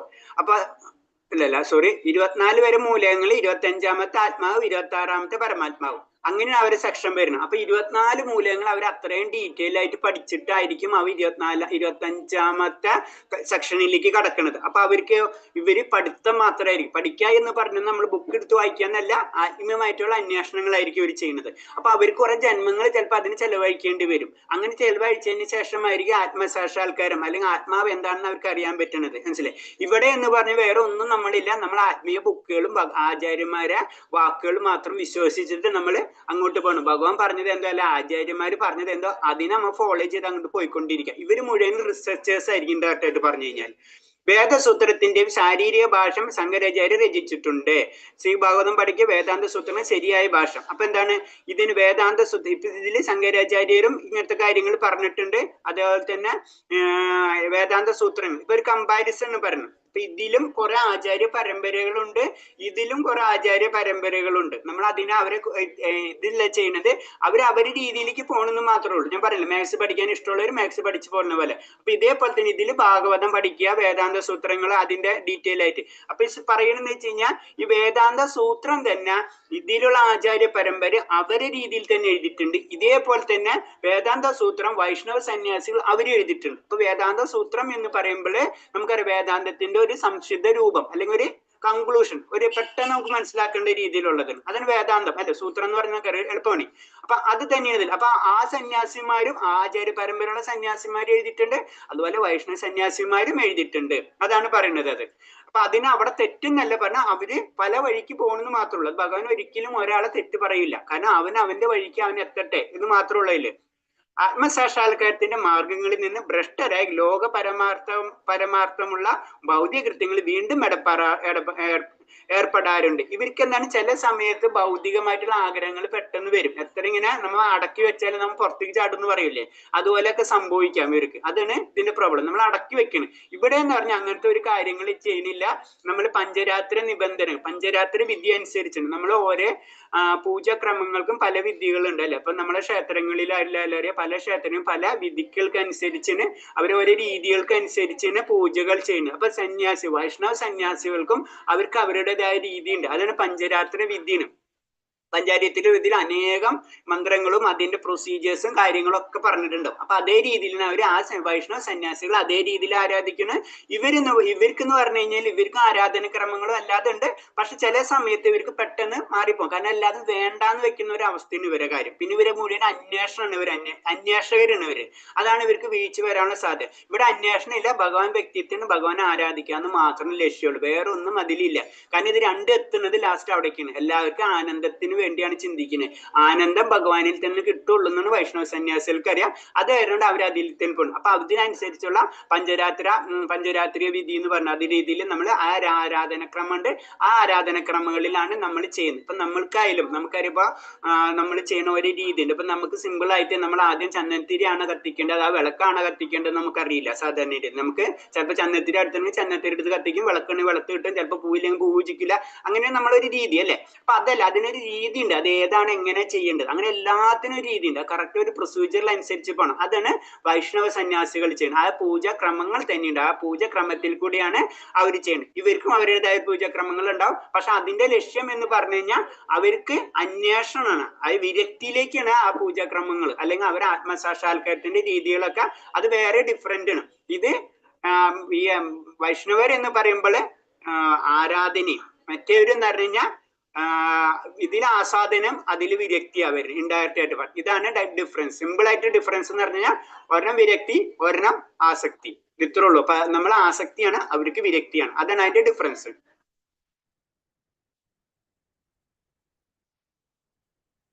അടുത്ത ശ്ലോകം. ജ്ഞേയസ നിത്യസന്യാസി യോനോ ദോഷ്ടിന കാംക്ഷതേ നിർദ്ദന്തോ ഹി മഹാബാഹോ സുഖം ബന്ധാത് പ്രമുച്ഛതേ. ഇതിലിപ്പോ പറഞ്ഞത് ഞാൻ ഓക്കെ, ഇത് ഡീറ്റെയിൽ പറഞ്ഞില്ല അല്ലെ. ഓക്കെ, ഇതിൽ പറഞ്ഞത് ദിവ്യമായ പ്രേമയുദ്ധ ഭഗവത് സേവനത്തിൽ സ്വയം സമർപ്പിതനായ സന്യാസി കൃഷ്ണമനാളുടെ ബന്ധത്തിൽ തന്റെ മൂലസ്വരൂപത്തെ അറിയുന്നത് കൊണ്ട് തികഞ്ഞ ജ്ഞാനിയായിരിക്കും. അപ്പൊ എന്താ പറയുന്നത് വെച്ച് കഴിഞ്ഞാൽ ഈ ഭഗവാനെ ആരാധിക്കുമ്പോൾ നമ്മളത് കർമ്മയോഗം കൃഷ്ണാവബോധത്തിലാണ് അല്ലെ. അപ്പൊ കർമ്മയോഗം കൃഷ്ണാവബോധത്തിൽ എന്ന് പറഞ്ഞാൽ ഭഗവാനെ ആരാധിക്കണം, അതാണ് ബേസിക് ആയിട്ട് പറയുന്നത്. അപ്പൊ ഇതിൽ പ്രേമയുദ്ധ ഭഗവത് സേവനം എന്ന് പറഞ്ഞു. ഭഗവാന്റെ സൈഡ് വരുമ്പോൾ നമ്മൾ പ്രേമം എന്ന് വരാം, ഭൗതികത വരുമ്പോൾ അതിനെ കാമം എന്ന് പറയും. കാമം ഭൗതികത, പ്രേമം ആത്മീയത. അപ്പൊ നമ്മൾ പ്രേമം എന്ന് പറഞ്ഞു. അപ്പൊ പ്രേമയുദ്ധ ഭഗവത് സേവനത്തിന് സ്വയം സമർപ്പിതനാണ് സന്യാസി. അപ്പൊ സന്യാസി എന്ന് പറഞ്ഞു കഴിഞ്ഞാല് ഭഗവാന് സമർപ്പിതമായിരിക്കും. അത് പ്രേമത്തോട് കൂടിയിട്ടുള്ള സമർപ്പണമായിരിക്കും. ആയിരിക്കും.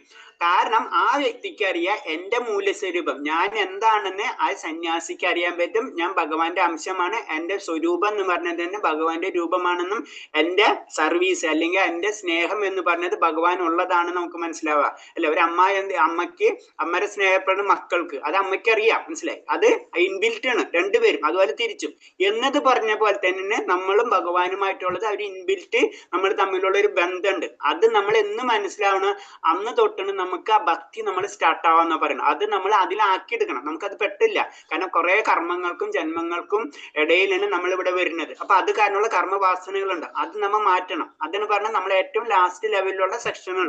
അതിന് ഉയർന്നുള്ള വ്യക്തികൾ ഉണ്ടെങ്കിൽ അവർക്ക് പല മാർഗങ്ങളും പല രീതിയിലും സഞ്ചരിക്കാം. പക്ഷെ 99.99% ഈ ലെവലിലായിരിക്കും.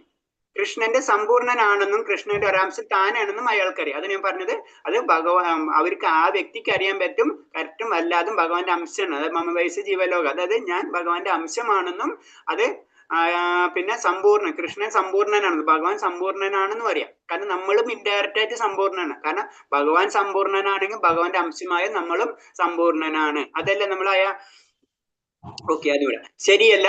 പിന്നെ ഗുണത്തിൽ ഒന്നാണ്, അതിൽ ഒരു കാര്യമുണ്ട്, സമ്പൂർണ്ണനാണെങ്കിലും നമ്മൾ ചിന്തിക്കണം ഗുണത്തിൽ ഒന്നാണെങ്കിലും പരിമാണത്തിന് വ്യത്യസ്തമാണെന്നതിന് ശരിയായ അതീന്ദ്ര ജ്ഞാനം. പരിമാണം എന്ന് പറയുമ്പോൾ ഭഗവാന്റെ ശക്തി, ഭഗവാന്റെ അതിന് സിമ്പിൾ ആയിട്ട് പറഞ്ഞു കഴിഞ്ഞാൽ കടലും കടൽ വെള്ളവും നമ്മളും കടലും ഒരു തുള്ളി വെള്ളവും കണക്കിലെടുക്കുമ്പോൾ രണ്ടും ഒരു തുള്ളി വെള്ളത്തിന്റെ എല്ലാ ക്വാളിറ്റിയും കടലിലുണ്ട്. പക്ഷെ കടലും കടൽ തുള്ളിയിലും തമ്മിലുള്ള ഡിഫറൻസ് ഉണ്ടല്ലോ. കടൽ എന്ന് പറഞ്ഞാൽ അത്ര ഭീമാകാരമാണ്, അതിൽ അത്രയും ജലമുണ്ട്. പക്ഷെ അതിലൊരു തുള്ളി എന്ന് പറയുമ്പോൾ വളരെ കുറവാണ്, പക്ഷെ അതിന്റെ ക്വാളിറ്റി രണ്ടും സെയിം ആയിരിക്കും. അതുപോലെയാണ് നമ്മളും ഭഗവാൻ. അത് നമുക്ക് മനസ്സിലാവും. അതാണ് അതീന്ദ്രിയമായ ജ്ഞാനം എന്ന് പറയുന്നത്.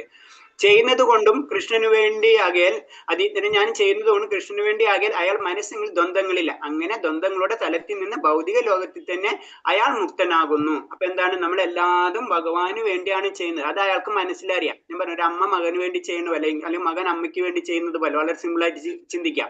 അപ്പൊ അങ്ങനെ വരുമ്പോൾ എന്താണ്, അവർക്ക് വേറെ അതിന്റെ അപ്പുറത്തേക്കില്ല. അപ്പോൾ എന്താണ്, ഓട്ടോമാറ്റിക് ആയിട്ട് ഭൗതിക ലോകമായിട്ട് ബന്ധം തന്നെ വരില്ല. കാരണം നമ്മൾ ആത്മാവ് എന്ന് പറഞ്ഞത് ശരിക്കും അതീന്ദ്രിയാണ്. അല്ലെങ്കിൽ ആത്മാവ് എന്ന് പറയുമ്പോൾ തന്നെ ആ വേദിന്ന് തന്നെ മനസ്സിലാക്കാൻ പറ്റില്ല, അതീന്ദ്രിയാണ്. അത് ആധ്യാത്മികമായിട്ടുള്ള ഒരു കാര്യമാണ് ആത്മാവ് എന്ന് പറയുന്നത്. ആധ്യാത്മികം തന്നെയാണ് ഭഗവാൻ. അപ്പൊ ഇത് രണ്ടും എപ്പോഴും കണക്ഷൻ ഉണ്ടാവുള്ളൂ, ഭൗതികമായിട്ട് കണക്ഷൻ ഉണ്ടാവില്ല. ഭൗതിക ശരീരം ആത്മാവിന്റെ ചുറ്റുപാടുള്ള ഒരു കാര്യം മാത്രമേ ഉള്ളൂ. ഭൗതിക ലോകത്തിൽ വരുമ്പോൾ ഭൗതിക ലോകത്തിൽ വർക്ക് ചെയ്യണമെങ്കിൽ ഒരു ശരീരം നമുക്ക് വേണം, മനസ്സിലായി. ഇപ്പൊ നമ്മള് തണുപ്പുള്ള സ്ഥലത്ത് പോയി കഴിഞ്ഞാൽ തണുപ്പ് ഡ്രസ്സ് ഇടുന്ന പോലെ തന്നെ അത്രയും ഡിഫറൻസ് ഉള്ള ആത്മാവിന്. കാരണം അവിടെ നിന്ന് പോരുമ്പോ വേറെ ഡ്രസ്സ് എടുത്തും. അതാണ് നമ്മുടെ ശരീരങ്ങൾ ഓരോ സാഹചര്യത്തിനനുസരിച്ച് മാറിക്കൊണ്ടിരിക്കുന്നത്. അത്രയുള്ള അതിന്റെ കാര്യം. അടുത്ത ശ്ലോകം. സംഖ്യയോഗജ്ഞ ബാല പ്രവർത്തന്തിന പണ്ഡിത ഏകമമപ്സ്യ സമഗ്യ ഉഭയോർത്ത വിദന്ധേ ബലം. ഭക്തിയുദ്ധ സേവനം, കർമ്മയോഗം, പ്രപഞ്ച വിശകലനം ചെയ്യുന്നുള്ള പഠനം സാഖ്യയോഗത്തിൽ നിന്ന് വ്യത്യസ്തമാണെന്ന് പറയുന്ന അജ്ഞാനികളാണ്. ഇവയിൽ ഏതെങ്കിലും ഒന്നിൽ നിപുണനായി കഴിഞ്ഞാൽ രണ്ടിന്റെയും ഫലം കിട്ടുന്ന യഥാർത്ഥ പണ്ഡിതമാൻ പറയുന്നു. അതിന് പറഞ്ഞു ഇത് രണ്ടും, അതിന് പറഞ്ഞു യോഗ അല്ലെങ്കിൽ ജ്ഞാനയോഗം, ഇതൊക്കെ നമുക്ക് തട്ടിക്കളയാൻ പറ്റില്ല. ഭഗവാൻ പറയുന്നത് തന്നെയാണ്, ഇത് രണ്ടും ഒന്ന് തന്നെയാണ്, രണ്ടിന്റെയും ഫലം കിട്ടും. ഒരു പണ്ഡിതന്മാൻ പറയുന്നത് രണ്ടിന്റെയും ഫലം ഒന്ന് തന്നെയാണ്. പക്ഷെ ഞാൻ പറഞ്ഞു, ഒരെണ്ണം വിരക്തിയാണ്, ഒരെണ്ണം ആസക്തിയാണ്. അത്രയും ഡിഫറൻസ് ഉള്ള ഏത് വഴിയിൽ കൂടെ നമുക്ക് പോകാൻ പറ്റും. കാരണം അവർ വിരക്തിയിലൂടെ പോയി ലാസ്റ്റ് അവര് ഭഗവാനെ കണ്ടുപിടിക്കുമ്പോൾ ഭഗവാനിൽ അവർ ആസക്തി ആയിക്കോളും. അത് നമ്മൾ അതാണ് പറയുന്നത്, രണ്ടും ഒന്ന് തന്നെയാണെന്ന് ഇതിൽ പറയുന്നത്.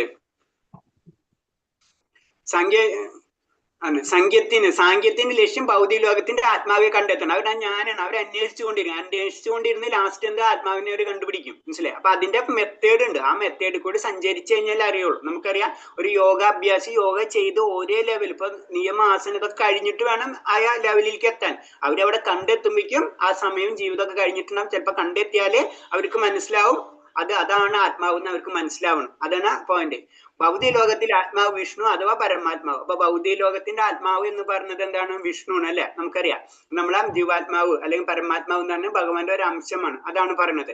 ഭക്തിയുത സേവനം പരമാത്മാവിന്റെ സേവനത്തിന് അനിവാര്യമാക്കി തീർന്നു. ഭക്തിയുത സേവനം എന്ന് പറയുന്നത് എന്താണ്, സിമ്പിൾ ആയിട്ട് പറഞ്ഞു കഴിഞ്ഞാൽ പരമാത്മാവിനെ സേവിച്ചുകൊണ്ടിരിക്കുക, അത് ഭഗവാനെ സേവിച്ചുകൊണ്ടിരിക്കുകയാണ് ഭക്തിയുത ഭഗവത് സേവനം എന്ന് പറയുന്നത്. അതാണ് ഓരോ ജീവാത്മാവിന്റെ മൂലസ്വരൂപം. ഒരു അമ്മ മകനോട് അല്ലെങ്കിൽ മകൻ അമ്മനോട് ചെയ്യണ ഒരു സിമ്പിൾ ആയിട്ട് ഒരു സിമ്പിൾ കൺസെപ്റ്റ് എടുത്താൽ മതി. അവരെ അൾട്ടിമേറ്റ്, അവര് ബൈ ബർത്ത് അവരങ്ങനെയാണ് സൃഷ്ടിച്ചിട്ടുള്ളത് അല്ലേ. അപ്പൊ അതേപോലെ തന്നെ നമ്മൾ ഭഗവാനുമായിട്ടുള്ള കണക്ഷൻ അത് നമ്മൾ മനസ്സിലാക്കണം. ഒന്ന് മരത്തിന്റെ വേര് അന്വേഷിക്കുന്നു, മറ്റേത് വേര് നനയ്ക്കുന്നതേ ഉള്ള വ്യത്യാസങ്ങൾ. ഇതിന്റെ ഒരു കമ്പാരിസൺ എന്ന് പറഞ്ഞത് ഏത് ഇപ്പൊ സാങ്കേയ സിദ്ധാന്തോ അല്ലെങ്കിൽ മായാവാദി സിദ്ധാന്തോ ഇതിനൊക്കെ പറ്റി പറയുമ്പോൾ അതിന്റെ കമ്പാരിസൺ നമുക്ക് പറഞ്ഞു തരുന്നത്, ഒന്ന് മരത്തിനെ അന്വേഷിക്കും, എവിടെയാണ് ഇത്, എവിടെ നിന്നാണ് ഇത് സ്റ്റാർട്ട് ചെയ്യുന്നത് അന്വേഷിച്ചു ആ ലാസ്റ്റ് ആ മരത്തെ കണ്ടുപിടിച്ച് പിന്നെ മരത്തെ കണ്ടുപിടിച്ചിട്ടാണ് പിന്നെ അവർ തുടങ്ങുന്നത്. മറ്റേതെന്താണ്, നമുക്കൊരു വലിയ ആചാര്യന്മാര് പറഞ്ഞു, അത് ഫൈനലി നമ്മൾ വിശ്വസിച്ചു, ആ മരത്തുമ്മിൽ വെള്ളം ഒഴിക്കുന്നു, അത്രേ ഉള്ളൂ നമ്മൾ. അല്ലെങ്കിൽ നമ്മളെന്ന് പറഞ്ഞ ഭക്തര് അല്ലെങ്കിൽ ആചാര്യന്മാര് അങ്ങനത്തെ ഉള്ള ലെവൽ. നമ്മളൊക്കെ അതിനേലും വളരെ താഴെയുള്ള ലെവലിലാണ്.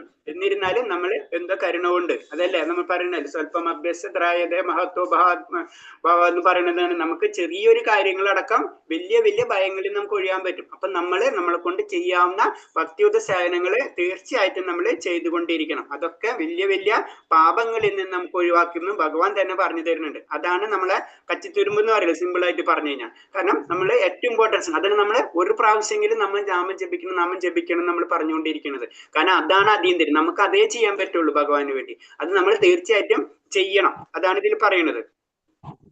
അടുത്ത ശ്ലോകം, സംഖ്യയോഗോ പൃഥക് ബാല പ്രവർത്തന്തിന പണ്ഡിത ഏകമാഭ്യസ്ത സോറി ഇതല്ലേ പറഞ്ഞത്. അടുത്തത് യസ്സംഗൈവ പ്രപദ്യേ സ്ഥാനം തദോഗൈരഭിഗമ്യതേ ഏകസാംഗം ചയോഗം ചായ പശ്യതി സ പശ്യതി. വിശകലാധിഷ്ഠിതമായ പഠനം കൊണ്ട് പ്രാപിക്കുന്ന സ്ഥാനം ഭക്തി സ്വാവനം കൊണ്ട് നേടാം. അതുകൊണ്ട് വിശകലനാധിഷ്ഠിതമായ പഠനവും ഭക്തിയുദ്ധ സേവനവും ഓരോ ശ്രേണിയിലാണെന്ന് മനസ്സിലാക്കുന്ന ആൾ ആ വസ്തുക്കൾ യഥാർത്ഥമായി ദർശിക്കുന്നു. അപ്പൊ ഇതന്നെ ആ പോയിന്റ് തന്നെയാണ്. കാരണം എന്ന് വെച്ച് കഴിഞ്ഞാല് ഒരെണ്ണം വിശകലിക്കാൻ പറഞ്ഞു. 24 മൂലകങ്ങളുണ്ട് ഭൗതിക പ്രകൃതി എന്ന് പറഞ്ഞു കഴിഞ്ഞാൽ. 25ാമത്തെ 26ാമത്തെ മൂലകം എന്ന് പറഞ്ഞത് ആധ്യാത്മികമാണ്. അപ്പൊ 24 മൂലകങ്ങളെയും അവര് ഡീറ്റെയിൽ ആയിട്ട് സ്റ്റഡി ചെയ്യും. അങ്ങനെ സ്റ്റഡി ചെയ്തതിന് ശേഷമാണ് ആ 25ാമത്തെ മൂലകത്തിലേക്ക് കടക്കുന്നത്, അല്ലെങ്കിൽ ആത്മീയതയിലേക്ക് കടക്കുന്നത്. അങ്ങനെ നേടും. അപ്പൊ അതും അതേപോലെ തന്നെ ഭക്തരെന്ന് പറഞ്ഞു കഴിഞ്ഞാൽ ഇനീഷ്യലി സ്റ്റെപ്പ് ആചാര്യന്മാരുടെ ഡയറക്ഷൻ അനുസരിച്ച് ഭക്തിയുദ്ധ സേവനങ്ങൾ ചെയ്തുകൊണ്ടിരിക്കും. അപ്പൊ അവരും ചെയ്യുന്നത് ഒന്ന് തന്നെയാണ്. അപ്പൊ ഇത് രണ്ടും ഒന്നാണെന്ന് മനസ്സിലാക്കുന്നവനാണ് ശരിക്കും സത്യം. അതാണ് ആൾ വസ്തുതകൾ യഥാർത്ഥമായി മനസ്സിലാക്കുന്നു. അതാണ് ശരിക്കും ഒരു ജ്ഞാനി എന്ന് പറയുമ്പോൾ, അല്ലെങ്കിൽ കറക്റ്റ് ഒരു ഭക്തൻ എന്ന് പറയുമ്പോൾ ഇത് രണ്ടും ഒന്നാണെന്ന് മനസ്സിലാക്കിയിട്ടാണ് ഭക്തൻ എന്താ ഈ മാർഗം ഉപയോഗിക്കണം എന്നാ പറയുന്നത്. അത് അൾട്ടിമേറ്റ് ആ ലെവലിലുള്ള ഭക്തന്മാർക്ക് അറിയാൻ പറ്റും ഇത് രണ്ടും ഒന്നാണെന്ന്. അതാണ് ഇതിൽ പറയുന്നത് ഈ ശ്ലോകത്തില്. അപ്പൊ ഈ ജ്ഞാനത്തെ പറ്റി എന്ന് പറയുന്നത്, ജ്ഞാനം എന്ന് പറയുമ്പോൾ ഒരു കാര്യം പറഞ്ഞു, ബുദ്ധിയോഗത്തിലൂടെ പ്രവർത്തിക്കുക. അർജുനൻ ആശയക്കുഴപ്പത്തിലായി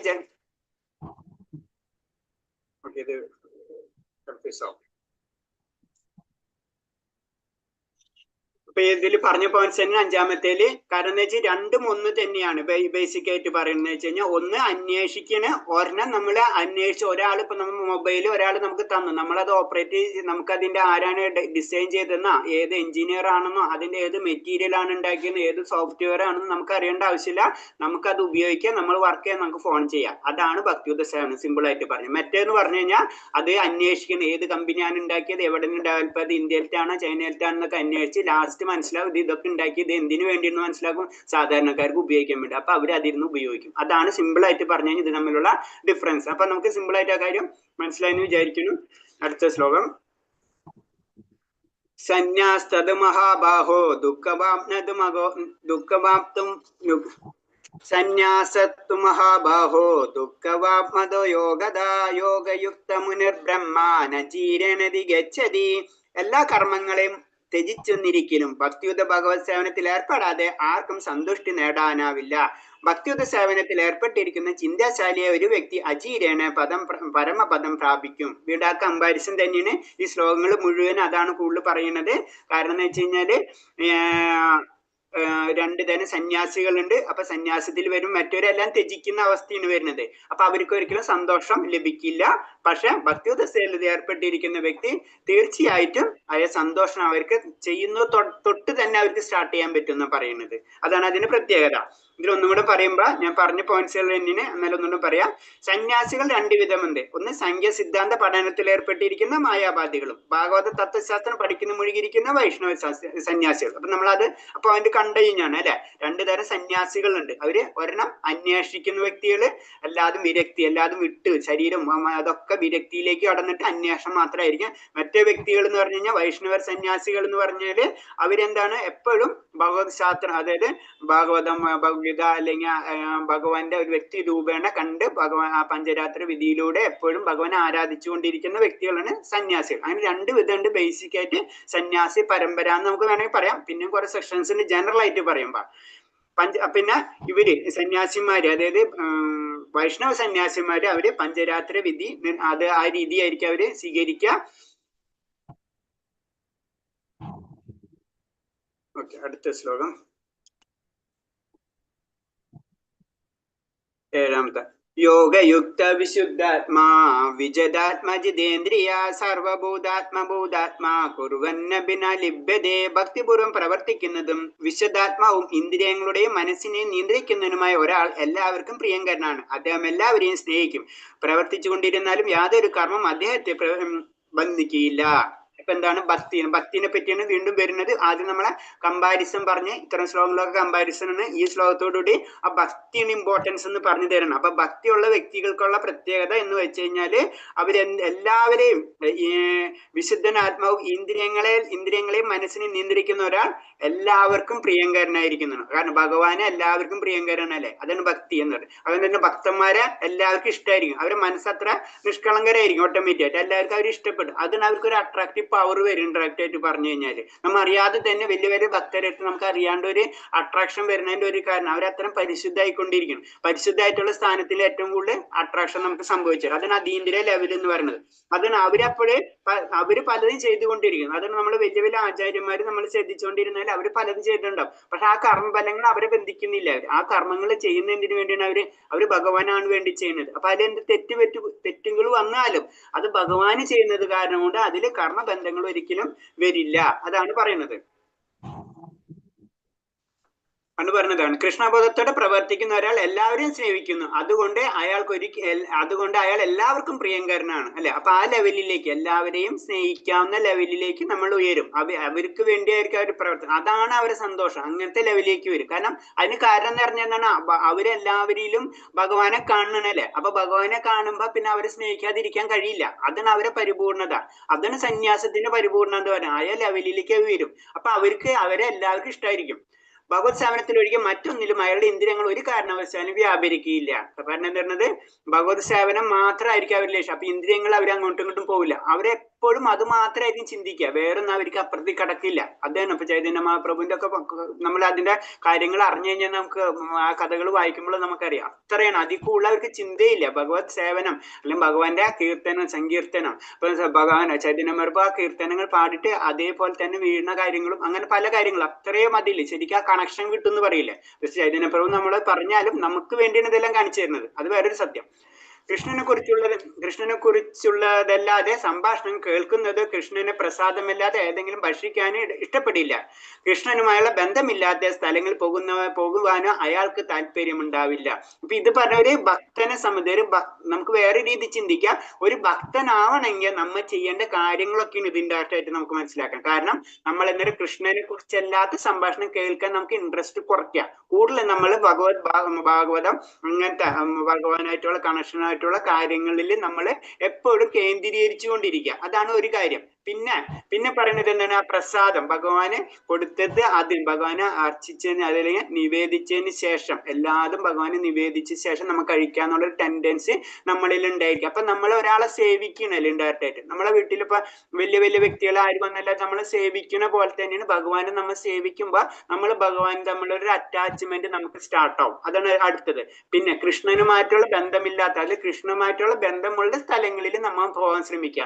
എപ്പോഴും തീർത്ഥ സ്ഥലങ്ങളിൽ നമ്മൾ കൂടുതൽ ശ്രമിക്കുക. ഇതൊക്കെ അതിന്റെ ഒരു ഇനീഷ്യൽ സ്റ്റേജുകളാണ്. അപ്പൊ അങ്ങനെ വരുമ്പോഴാണ് അതിനോട് നമുക്ക് ആഗ്രഹം ഉണ്ടാവുള്ളൂ അല്ലെ.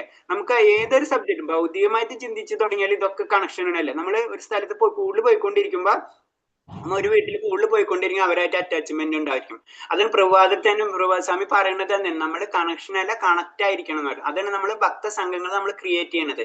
നമ്മൾ അതിന് ഭക്ത സംഗമം ക്രിയേറ്റ് ചെയ്യുമ്പോൾ ഭക്തന്മാർ എപ്പോഴും ഭഗവാന്റെ കാര്യങ്ങളായിരിക്കും സംസാരിച്ചുകൊണ്ടിരിക്കുക. അതാണ് ഇതിന്റെ ലക്ഷ്യം. അങ്ങനെ നമ്മൾ എന്താ ഭാവത്തിലേക്ക് നമ്മൾ കടക്കണം. ഭാവം കഴിഞ്ഞിട്ടാണ് പിന്നെ പ്രേമത്തിലേക്ക് നമ്മൾ കടക്കുന്നത്.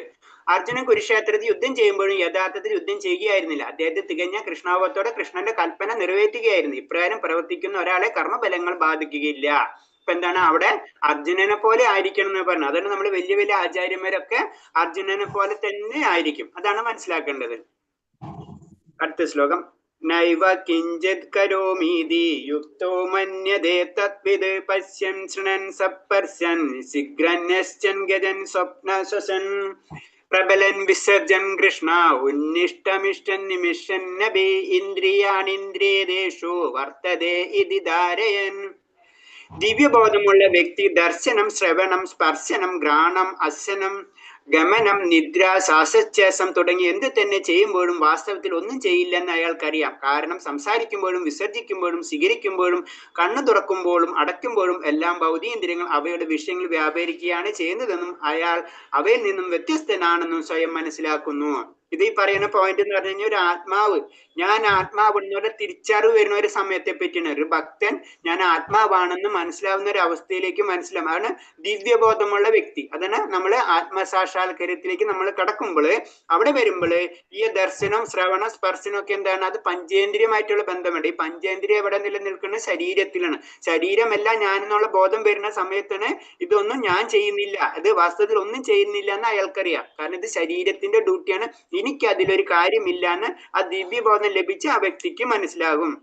അതുപോലെ തന്നെ ഭൗതികേന്ദ്രിയങ്ങളൊക്കെ അതൊക്കെ ഭൗതികമായിട്ടുള്ള ലെവലാണെന്ന് ആ വ്യക്തിക്ക് ശരിക്കും മനസ്സിലാവുന്ന പറയുന്നത്. അതിന് ശരിക്കും ആത്മീയതയിലേക്ക് നമ്മൾ പറയില്ലേ ആ ടോപ്പ് പോയിന്റ് എന്ന് പറയില്ല, ആ പോയിന്റിൽ എത്തുന്ന ആ ദിവ്യബോധമുള്ള വ്യക്തി, മനസ്സിലായി? ആ ദിവ്യബോധം എത്തുമ്പോൾ നമുക്ക് ഇങ്ങനത്തെ ഉള്ള കാര്യങ്ങളൊക്കെ നമുക്ക് അനുഭവപ്പെടാൻ തുടങ്ങും. അതാണ് ഇതിൽ പറയുന്നത്. അതിൽ പറയുമ്പോ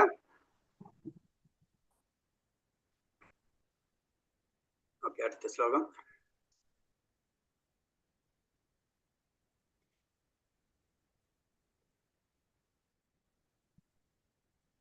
ഇതൊന്ന് പറഞ്ഞു പോവാ. കർമ്മയോഗത്തിന് കൃഷ്ണഭക്തിന് ജനറൽ ആയിട്ട് സമ്മറി എന്ന് പറഞ്ഞിട്ടുള്ളതിൽ എല്ലാ ജീവികളും ഭാവിയിലേക്ക് പദ്ധതികൾ നിരന്തരം ആസൂത്രണം ചെയ്യുന്നു. നമുക്കറിയാം അല്ലെ, എല്ലാവരും അങ്ങനെയാണ് ചെയ്യുന്നത്. പക്ഷെ അത് നമ്മൾ ഇതിൽ ഇൻഡയറക്റ്റ് ആയിട്ട് പറഞ്ഞത് അല്ലാതെ ഭഗവാനിലേക്ക് കണക്ട് ചെയ്യണം, അത്രേ ഉള്ളൂ. ചിന്തകൾ പ്രവർത്തികളിൽ പ്രകടമാകുന്നു. ആവർത്തിച്ചുള്ള പ്രവർത്തനങ്ങൾ ശീലങ്ങൾ രൂപപ്പെടുത്തുന്നു. ശീലങ്ങൾ നമ്മുടെ സ്വഭാവത്തെ രൂപപ്പെടുത്തുന്നു. സ്വഭാവം നമ്മുടെ വിധി നിർണ്ണയിക്കുന്നു. ശരിയായ ദിശയിൽ എങ്ങനെ ചൂടെടുക്കാം എന്ന് 5-ാം അധ്യായത്തിൽ വിവരിച്ചിരിക്കുന്നു. ലൗകിക സങ്കീർണതയിൽ കൂടാതെ കുരുക്കിലേക്ക് നയിക്കുന്ന ഘട്ടങ്ങളാണ്. വിമോചനത്തിന്റെ, സ്വാതന്ത്ര്യത്തിന്, ശാന്തിയും സമാധാനത്തിന് ജീവിതത്തിലേക്ക് നയിക്കുന്ന പടവുകളുണ്ട്. അപ്പൊ ഇതിൽ പറഞ്ഞ സാധാരണ ഒരു മനുഷ്യന്റെ ജീവിത രീതിയാ പറയണം. നമ്മളെല്ലാവരും മുന്നിലേക്കാണ് ചിന്തിക്കുന്നത് അല്ലെ, പല കാര്യങ്ങളും ചെയ്യണം. അപ്പൊ അതിനനുസരിച്ച് ചിന്തിക്കും, അതിനനുസരിച്ചുള്ള പ്രവർത്തികൾ ചെയ്യും. അങ്ങനെ പ്രവർത്തികൾ ചെയ്യുമ്പോൾ നമ്മൾ അറിയാണ്ട് നമ്മളിൽ തന്നെ സ്വഭാവങ്ങൾ വ്യത്യാസപ്പെടുത്തിക്കൊണ്ടിരിക്കും. ആ സ്വഭാവങ്ങൾ വ്യത്യാസത്തിനനുസരിച്ച് പലതനുസരിച്ചുള്ള വിധികൾ, നമുക്ക് അതിനനുസരിച്ചുള്ള കാര്യങ്ങൾ, ആ സ്വഭാവവും നമ്മളെ ചിന്തകളും നമ്മളെ പ്രവർത്തികൾക്ക് അനുസരിച്ചാണ് ഒരേ കാര്യങ്ങൾ നമുക്ക് വന്നുകൊണ്ടിരിക്കുന്നത്. അതാണ് നമ്മളെ കർമ്മത്തിന്റെ ബലം എന്ന് പറയുന്നത്. അങ്ങനെ അത് വന്നു കഴിഞ്ഞു കഴിഞ്ഞാൽ അതിൽ കുടുക്കുകളിൽ ഏർപ്പെടാനുള്ള സാധ്യതകളുണ്ട്, മനസ്സിലായി? അതിന് ആദ്യം നമ്മൾ സ്റ്റാർട്ട് ആവുന്നത് നമ്മളെ ഭൗതിക പ്രകൃതിയിൽ നമ്മൾ വന്നു കഴിയുമ്പോൾ ആ ഭൗതിക പ്രകൃതിയിലെ ത്രിഗുണങ്ങളെ നമ്മളെ ബാധിക്കാൻ തുടങ്ങും. അങ്ങനെ ബാധിക്കുമ്പോഴാണ് നമ്മളെ പല പ്ലാനിങ്ങൾ നമ്മൾ നടക്കുന്നത്. ആ പ്ലാനിങ്ങൾക്ക് അനുസരിച്ച് നമ്മൾ പ്രവൃത്തികൾ ചെയ്യും, നമ്മൾ ചിന്തിക്കും. അതേപോലെ തന്നെ അതിനനുസരിച്ചുള്ള ശീലങ്ങൾ നമ്മളെ പ്രകടമാക്കും അല്ലെ. ഒരു വ്യക്തികൾ ചില സ്ഥലത്ത് ചെയ്യുന്ന അതിനനുസരിച്ച് ഇപ്പൊ പറഞ്ഞ അമേരിക്കയിൽ പോയി ജീവിച്ചു കഴിഞ്ഞാൽ കുറെ കാലം കഴിയുമ്പോൾ അമേരിക്കൻ കൾച്ചർ നമ്മൾ ഇൻഡയറക്റ്റ് ആയിട്ട് നമ്മളിലേക്ക് ഡെവലപ്പ് ആയിട്ട് വരും അല്ലെ. എന്ന് പറഞ്ഞ പോലെ തന്നെ വളരെ സിമ്പിളാണ്. നമ്മൾ ഭൗതിക പ്രകൃതിയിൽ വന്നു കഴിഞ്ഞാൽ ഭൗതിക പ്രകൃതിയുടെ ഗുണങ്ങൾക്കനുസരിച്ച് നമുക്ക് സ്വഭാവം വന്നുകൊണ്ടിരിക്കും. അപ്പൊ അതിനനുസരിച്ച് പ്രവർത്തിക്കും. അപ്പൊ അതിനനുസരിച്ചുള്ള കർമ്മബലങ്ങൾ നമുക്ക് ലഭിക്കും. അതുകൊണ്ട് ലൈംഗികമായ സങ്കീർണതകൾ കൂടാതെ കൂടുതൽ കുരുക്കിലേക്ക് നയിക്കുന്ന ഘട്ടങ്ങളുണ്ട്. അങ്ങനെ കയറി നമ്മൾ 1 കിട്ടിയാൽ 2 മതി, 3 അങ്ങനെ പോകും നമ്മൾ. അപ്പൊ കുരുക്കിന്റെ മുകളിൽ കുരുക്ക് വന്നുകൊണ്ടിരിക്കുകയെന്നാണ് പറയണത്. അപ്പൊ അതേപോലെ തന്നെ നമ്മൾ അതിൽ നിന്ന് മനസ്സിലാക്കും ഈ കുരുക്കിന്ന് രക്ഷ നേടേണ്ട മാർഗങ്ങളും നമ്മളെ കയ്യിലുണ്ട്. ആ പടവുകൾ ഉണ്ടെന്ന് നമ്മൾ മനസ്സിലാക്കി. ആ പടവുകളാണ് ശരിക്കും കൃഷ്ണാവബോധം എന്ന് പറയുന്നത്.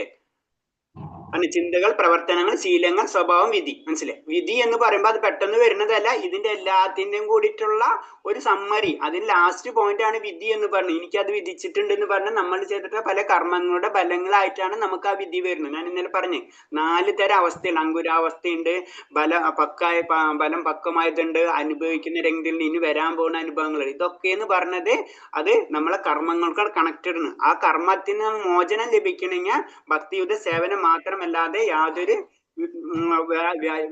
വേറൊരു മാർഗവും ഇല്ല. പിന്നെ ബ്രാഹ്മണ്യധ്യായ കർമാണി സംഘം തിക്തകരോതി ലിബത്തേന സജാപാപേന പത്മപത്ര വിഭാവസേ. ആസക്തി കൂടാതെ ബലത്തെ പരംപുരുഷനെ സമർപ്പിച്ചുകൊണ്ട് തന്റെ കർത്തവ്യങ്ങൾ അനുഷ്ഠിക്കുന്ന ഒരാളെ താമരയിൽ വെള്ളം എന്ന പോലെ ദുഷ്കർബലങ്ങൾ ബാധിക്കില്ല. അപ്പൊ പറഞ്ഞു നമ്മളിപ്പോ പഠിക്കുന്നത് കർമ്മയോഗമാണ് അല്ലെ. അപ്പൊ കർമ്മയോഗത്തിൽ നമ്മൾ എന്താ ചെയ്യേണ്ടത്? നമ്മുടെ ബലത്തെ, കർമ്മത്തിന്റെ ബലത്തെ പരംപുരുഷനിൽ നമ്മൾ സമർപ്പിക്കണം. അപ്പോഴെന്താണ് നമ്മൾക്ക് അതിൽ നിന്ന് വരുന്ന എന്ത് കർമ്മബലങ്ങൾ, കർമ്മത്തിന്റെ എന്ത് ബലങ്ങളാണെങ്കിലോ അത് നമ്മളെ ബാധിക്കില്ല. അതിന് ചെറിയൊരു ഉദാഹരണം പറഞ്ഞിട്ടുള്ളൂ, താമരയിലെ വെള്ളം എന്ന പോലെ. അപ്പൊ താമരയിലെ വെള്ളം നമുക്കറിയാം അത് ഒരിക്കലും അത് താമരയില് കണക്ട് ആവൂല അല്ലേ എന്ന് പറഞ്ഞ പോലെയാണ് പറഞ്ഞത്. അപ്പൊ അതിന് കാരണം എന്ന് വെച്ചാൽ നമ്മൾ അങ്ങനെ ബാധിക്കുക പറഞ്ഞാൽ നമുക്കറിയാം ഭൗതിക പ്രകൃതി എന്ന് പറഞ്ഞാൽ ത്രിഗുണങ്ങളാണ് അല്ലെ. അപ്പൊ നമ്മൾ ത്രിഗുണ ദൂഷിതരായി മാറും നമ്മള്. അപ്പൊ അതിന് നമ്മൾ രക്ഷ നേടണമെങ്കിൽ എന്താണ്? ഭഗവാന്റെ ആ സേവനത്തിൽ നമ്മൾ ഏർപ്പെട്ടുകൊണ്ടിരുന്നു കഴിഞ്ഞാൽ ഈ ഭൗതിക പ്രകൃതിയുടെ ദൂഷ്യങ്ങൾ അല്ലെങ്കിൽ മാലിന്യങ്ങളെ നമ്മളെ അഫക്ട് ചെയ്യൂല. അതിനൊരു ഉദാഹരണം പറഞ്ഞ് താമരയിലെ വെള്ളം എന്ന് പറഞ്ഞ പോലെ. പിന്നെ സർവ്വ വസ്തുക്കളിലെയും പരംബ്രഹ്മം അത് കൃഷ്ണനായി ബന്ധപ്പെട്ടതുകൊണ്ട് എല്ലാം കൃഷ്ണന്റെ തന്നെയാണ് പിന്നെ പറയുന്നത്. അതായത് നമ്മള് എല്ലാതും ഭഗവാനായിട്ട് കണക്ട് ചെയ്തിട്ടുള്ളതാണ്. അപ്പൊ നമ്മൾ അത് മനസ്സിലാക്കണം. അപ്പൊ അതിന്ന് പറയണെന്ന് വെച്ച് കഴിഞ്ഞാല് നമുക്ക് ആവശ്യമുള്ള കാര്യം മാത്രമേ നമ്മൾ അതിൽ നിന്ന് എടുക്കാൻ പാടുള്ളൂ. നമുക്ക് പല സാധനം നമുക്കറിയാം, ഒരു സൂപ്പർ മാർക്കറ്റിൽ പോയി കുറെ കാര്യങ്ങൾ ഇരിക്കുന്നുണ്ടാവും, നമുക്ക് ആവശ്യമുള്ളത് എടുക്കുക, അല്ലെങ്കിൽ നമ്മുടെ പോക്കറ്റിലെ പൈസ തീർന്നു പോകും അല്ലെ. വളരെ സിമ്പിൾ. അതേപോലെ തന്നെ ആയിരിക്കണം നമുക്ക് ചില കർമ്മങ്ങൾക്ക് അനുസരിച്ച് നമുക്ക് ഈ ജീവിതം കിട്ടിയിട്ടുള്ളത്. അപ്പൊ അതിനനുസരിച്ചുള്ള കാര്യങ്ങൾ മാത്രം നമ്മൾ എടുക്കാൻ പാടുള്ളൂ. അല്ലെങ്കിൽ എടുത്തിട്ടില്ലെന്ന് വെച്ച് കഴിഞ്ഞാൽ നമുക്ക് അതിൻ്റെതായ ബുദ്ധിമുട്ടുകൾ വന്നുകൊണ്ടിരിക്കും. അപ്പൊ അത് നമ്മൾ ഉപയോഗിക്കണം. പിന്നെ പറഞ്ഞ നമ്മൾ ഈ ജന്മം കിട്ടിയിട്ടുള്ളത് തന്നെ എന്തിനാണ് ശരിക്കും നമുക്കറിയാം. അല്ലെങ്കിൽ നമുക്ക് ശരിക്കും നമ്മൾ ഇന്ദ്രിയ സുഖമാണ് ആഗ്രഹിക്കുന്നത് വെച്ച് കഴിഞ്ഞാൽ അപ് ടു നമുക്ക് മൃഗത്തിന്റെ ജീവിതം വരെ മതി നമുക്ക്. അതിൽ അവരെല്ലാവരും എല്ലാ മൃഗവും അവർക്ക് ബുദ്ധിയുണ്ട്, അവർക്ക് ശരീരമുണ്ട്, അവർക്ക് സന്തോഷമുണ്ട്, അവർക്ക് കുട്ടികളുണ്ട്, എല്ലാവരും അനുഭവിക്കുന്നുണ്ട് അല്ലെ. അവർക്ക് വീടുണ്ട്, കുടുംബമുണ്ട്, എല്ലാതും ഉണ്ട്. പക്ഷെ മനുഷ്യന് മാത്രം എന്താണ് ഇതിന്റെ അപ്പുറത്ത് എന്തോ ഒരു ശക്തി ഉണ്ടെന്ന് അവർ ചിന്തിക്കാൻ തുടങ്ങുന്നുള്ളൂ അല്ലെ. ആ ശക്തി അതാണ് ഭഗവാൻ. അതാണ് നമ്മൾ മനസ്സിലാക്കേണ്ടത്. ആ ശക്തി നമുക്ക് ഭഗവാൻ തന്നെ തന്നിട്ടുള്ളതാണ് അല്ലെ. അപ്പൊ കൃഷ്ണാവബോധമായ വ്യക്തി ഈ ശരീരം കൃഷ്ണന്റേതാകിയാൽ കൃഷ്ണ സേവനത്തിന് ഉപയോഗപ്പെടുത്തുന്ന അറിവോടെ പ്രവർത്തിക്കുന്നു. അപ്പൊ ഈ ശരീരം എനിക്ക് കിട്ടിയിട്ടുള്ളത് ഭഗവാനിൽ നിന്നാണ്. അത് ഭഗവാനിന്റെ സംരക്ഷണം അല്ലെങ്കിൽ ഭഗവാന് വേണ്ടി നമ്മൾ ഉപയോഗിക്കണം എന്ന് നമ്മൾ ചിന്തിക്കും അല്ലെ. ഒരു കൊച്ചും ഒരു അമ്മയും തമ്മിലുള്ള ഡിഫറൻസ് നമ്മൾ നോക്കിയാൽ മതി. അറിയാണ്ട് അവർ തമ്മിലുള്ള കണക്ഷൻസ് നമ്മൾ അറിയാണ്ട് നമ്മൾ അതിലേക്ക് പോവുകയാണ് ചെയ്യുന്നത്. അത് തന്നെ ആയിരിക്കും നമ്മൾ. പക്ഷെ ഇപ്പൊ നമ്മളെ ചുറ്റുപാടിലുള്ള മാലിന്യങ്ങളെ പതുക്കെ നമുക്ക് മാറ്റാൻ കഴിയുള്ളൂ. അത്രയും നമ്മൾ കൊണ്ടുവന്നിട്ടുള്ള സഞ്ചിതമായിട്ടുള്ള കർമ്മങ്ങളായിട്ടാണ് നമ്മൾ ഇങ്ങോട്ട് സഞ്ചിയിൽ കെട്ടിപ്പൊട്ടി കൊണ്ടുവന്നിരിക്കുക ഓരോ കർമ്മങ്ങൾ. അത് ഒറ്റയടിക്ക് നമുക്ക് തീരാൻ പറ്റില്ല. അതാണ് അതിന്റെ പ്രത്യേകത. വായിക്കാം.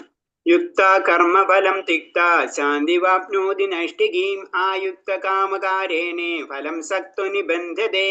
സ്ഥിരചിത്തനായിരുന്ന ഒരു ഭക്തൻ കർമ്മഫലങ്ങളെല്ലാം എനിക്ക് അർപ്പിക്കുന്നത് കൊണ്ട് സമ്പൂർണ്ണ സമാധാനം നേടുന്നു. എന്നാൽ ഈശ്വരനിൽ നിന്ന് വേർപെട്ടു നിൽക്കുന്നവൻ തന്റെ കർമ്മഫലങ്ങളിൽ അത്യാഗ്രഹിയാൽ അതിൽ പെട്ടുവലയുന്നു. ഇതെന്ന് പറഞ്ഞാൽ ഒരു ഭൗതികവാദിയും ഒരു ആത്മീയവാദിയും തമ്മിലുള്ള ഡിഫറൻസ്. അല്ലെങ്കിൽ ഭക്തനും ഒരു ഭൗതികവാദി, ഇപ്പൊ സാധാരണ ജനങ്ങളും ഒരു ഭക്തനും തമ്മിലുള്ള ഡിഫറൻസ് ആണ് ഈ ശ്ലോകത്തിൽ പറയുന്നത്. അവരെന്താണ്? അവര് ഒന്നിന്റെ മുകളിൽ, ഭൗതികവാദികൾ എന്താണ്? ഒന്നിന്റെ മുകളിൽ അവർ ആ ക്ലേശത്തിലേക്ക് ഇങ്ങനെ വീണുകൊണ്ടിരിക്കും. ഒന്നിന്ന് താഴ്ത്തേക്ക് വീണുകൊണ്ടിരിക്കും. നമ്മൾ ആഗ്രഹങ്ങൾ എന്ന് പറയുന്നത്, ഒരു സെക്കൻഡ് ഒന്ന് മ്യൂട്ട് ചെയ്തോ മാതാജി, ആരോ പറയുന്നുണ്ട്. എല്ലാവരും ഒന്ന് മ്യൂട്ട് ചെയ്താൽ നന്നായിരിക്കും. Okay, thank you. ഇപ്പൊ ഇതില് പറഞ്ഞത് 11 പറഞ്ഞു വന്നത് എത്രയാ? ഇതൊരു ഭക്തനും ഒരു ഭൗതികവാദിയും തമ്മിലുള്ള ഡിഫറൻസാ പറഞ്ഞു. ഭൗതികവാദി എന്ന് പറയുമ്പോൾ ഓട്ടോമാറ്റിക് എന്താണ്, അവർക്ക് ഒരു ക്ലാസ്സെത്തിൽ നിന്ന് അടുത്ത് അല്ല ഒരു ആഗ്രഹത്തിൽ നിന്ന് അടുത്ത ആഗ്രഹത്തിലേക്ക് കയറുമ്പോ ഇൻഡയറക്റ്റ് ആയിട്ട് നമ്മൾ പറയും ഒരു ക്ലാസ്സെത്തിൽ നിന്ന് അടുത്ത ക്ലാസ്സത്തിലേക്ക് അവർ സഞ്ചരിച്ചു കൊണ്ടിരിക്കും. പക്ഷെ ഒരു ഭക്തനെ സംബന്ധിച്ച് ഏത് സമയത്തും എന്തായിരിക്കും ഒരു സമാധാനം ഫീൽ ചെയ്യും അല്ലെ. നമ്മളെ ഏവരോടും ചോദിച്ചു കഴിഞ്ഞാൽ എന്താ ആഗ്രഹം എന്ന് ചോദിച്ചു കഴിഞ്ഞാൽ വളരെ സിമ്പിൾ ആയിട്ട് എല്ലാവരും പറയാന്ന് വെച്ച് കഴിഞ്ഞാൽ സമാധാനം വേണമെന്നാണ് പറയുക. എന്തുകൊണ്ട് നമ്മൾ ആ സമാധാനം ആഗ്രഹിക്കുന്നു? നമുക്ക് ഇത്രയും കാര്യങ്ങൾ നമുക്ക് ലഭിച്ചിട്ട് അടക്കം എന്തുകൊണ്ട് നമ്മൾ അത് അന്വേഷണമാണ് ശരിക്കും ജ്ഞാനത്തിന്റെ അന്വേഷണം എന്ന് പറയുന്നത്. അവിടെ നിന്നാണ് നമ്മൾ ഭക്തിയുദ്ധ സേവനത്തിലേക്ക് നമ്മൾ സ്റ്റാർട്ട് ആവുന്നത്. കാരണം നമ്മൾ ഈ സമാധാനം എന്നൊരു സംഗതി തന്നെ ഈ ഭൗതിക ലോകത്തിന് നിർമ്മിതമാണ്. ഇവിടെ ഒരിക്കലും സമാധാനം ലഭിക്കില്ല അല്ലെ. ഒരു പ്രശ്നം കഴിഞ്ഞാൽ അടുത്ത പ്രശ്നം നമ്മുടെ ജീവിതത്തിലേക്ക് വന്നുകൊണ്ടിരിക്കും. ലാസ്റ്റ് നമ്മളെ മരണം എന്നുള്ള ഒരു കാര്യം കൂടെ നമ്മുടെ ജീവിതത്തിലേക്ക് കടന്നു വരും. മനസ്സിലായി? അപ്പോഴും നമുക്ക് സമാധാനം ഇല്ല. ആ സമയത്ത് നമുക്ക് മരണവേദനയും വാർത്തയും ജരാനര, ഈ ലോകത്തിൽ ഏറ്റവും ഡേഞ്ചറസ് ആയിട്ടുള്ള രണ്ട് കാര്യങ്ങളാണ് ജരാനര അല്ലെ. അതിലേക്ക് നമ്മൾ എന്തായാലും നമ്മൾ ആഗ്രഹിച്ചില്ലെങ്കിൽ നമ്മൾ അതിലേക്ക് പോകും. മനസ്സിലായി? എന്തായാലും അപ്പൊ വ്യാധി, ജരാനര വ്യാധി, അതൊക്കെ നമ്മൾക്കിൽ വരുന്നതാണ്. ഒരു വ്യക്തിക്കും അത് മാറ്റും. എന്തുകൊണ്ട് ഇതിങ്ങനെ വരുന്നു അതിനെപ്പറ്റി ഒരു ആൻസേഴ്സ് ഇല്ല എപ്പോഴും. മനസ്സിലായി? അപ്പൊ അതാണ് അതിനൊരു കാരണമുണ്ട്. കാരണങ്ങളുടെ കാരണം അത് ഭഗവാൻ തന്നെയാണ്. അത് മനസ്സിലാക്കുന്ന വ്യക്തിയാണ് ശരിക്കും പിന്നെ ഭക്തിയുദ്ധ സേവനത്തിലേക്ക്. അവിടെ നിന്നാണ് മുക്തി സ്റ്റാർട്ട് ആവുന്നത് തന്നെ. അതാണ് മുക്തി എന്നാണ്. ഇതിൽ നിന്ന് മുക്തി നേടണം. ഈ ജനന മരണ ചക്രങ്ങളിൽ നിന്ന് നമുക്ക് രക്ഷ നേടണം.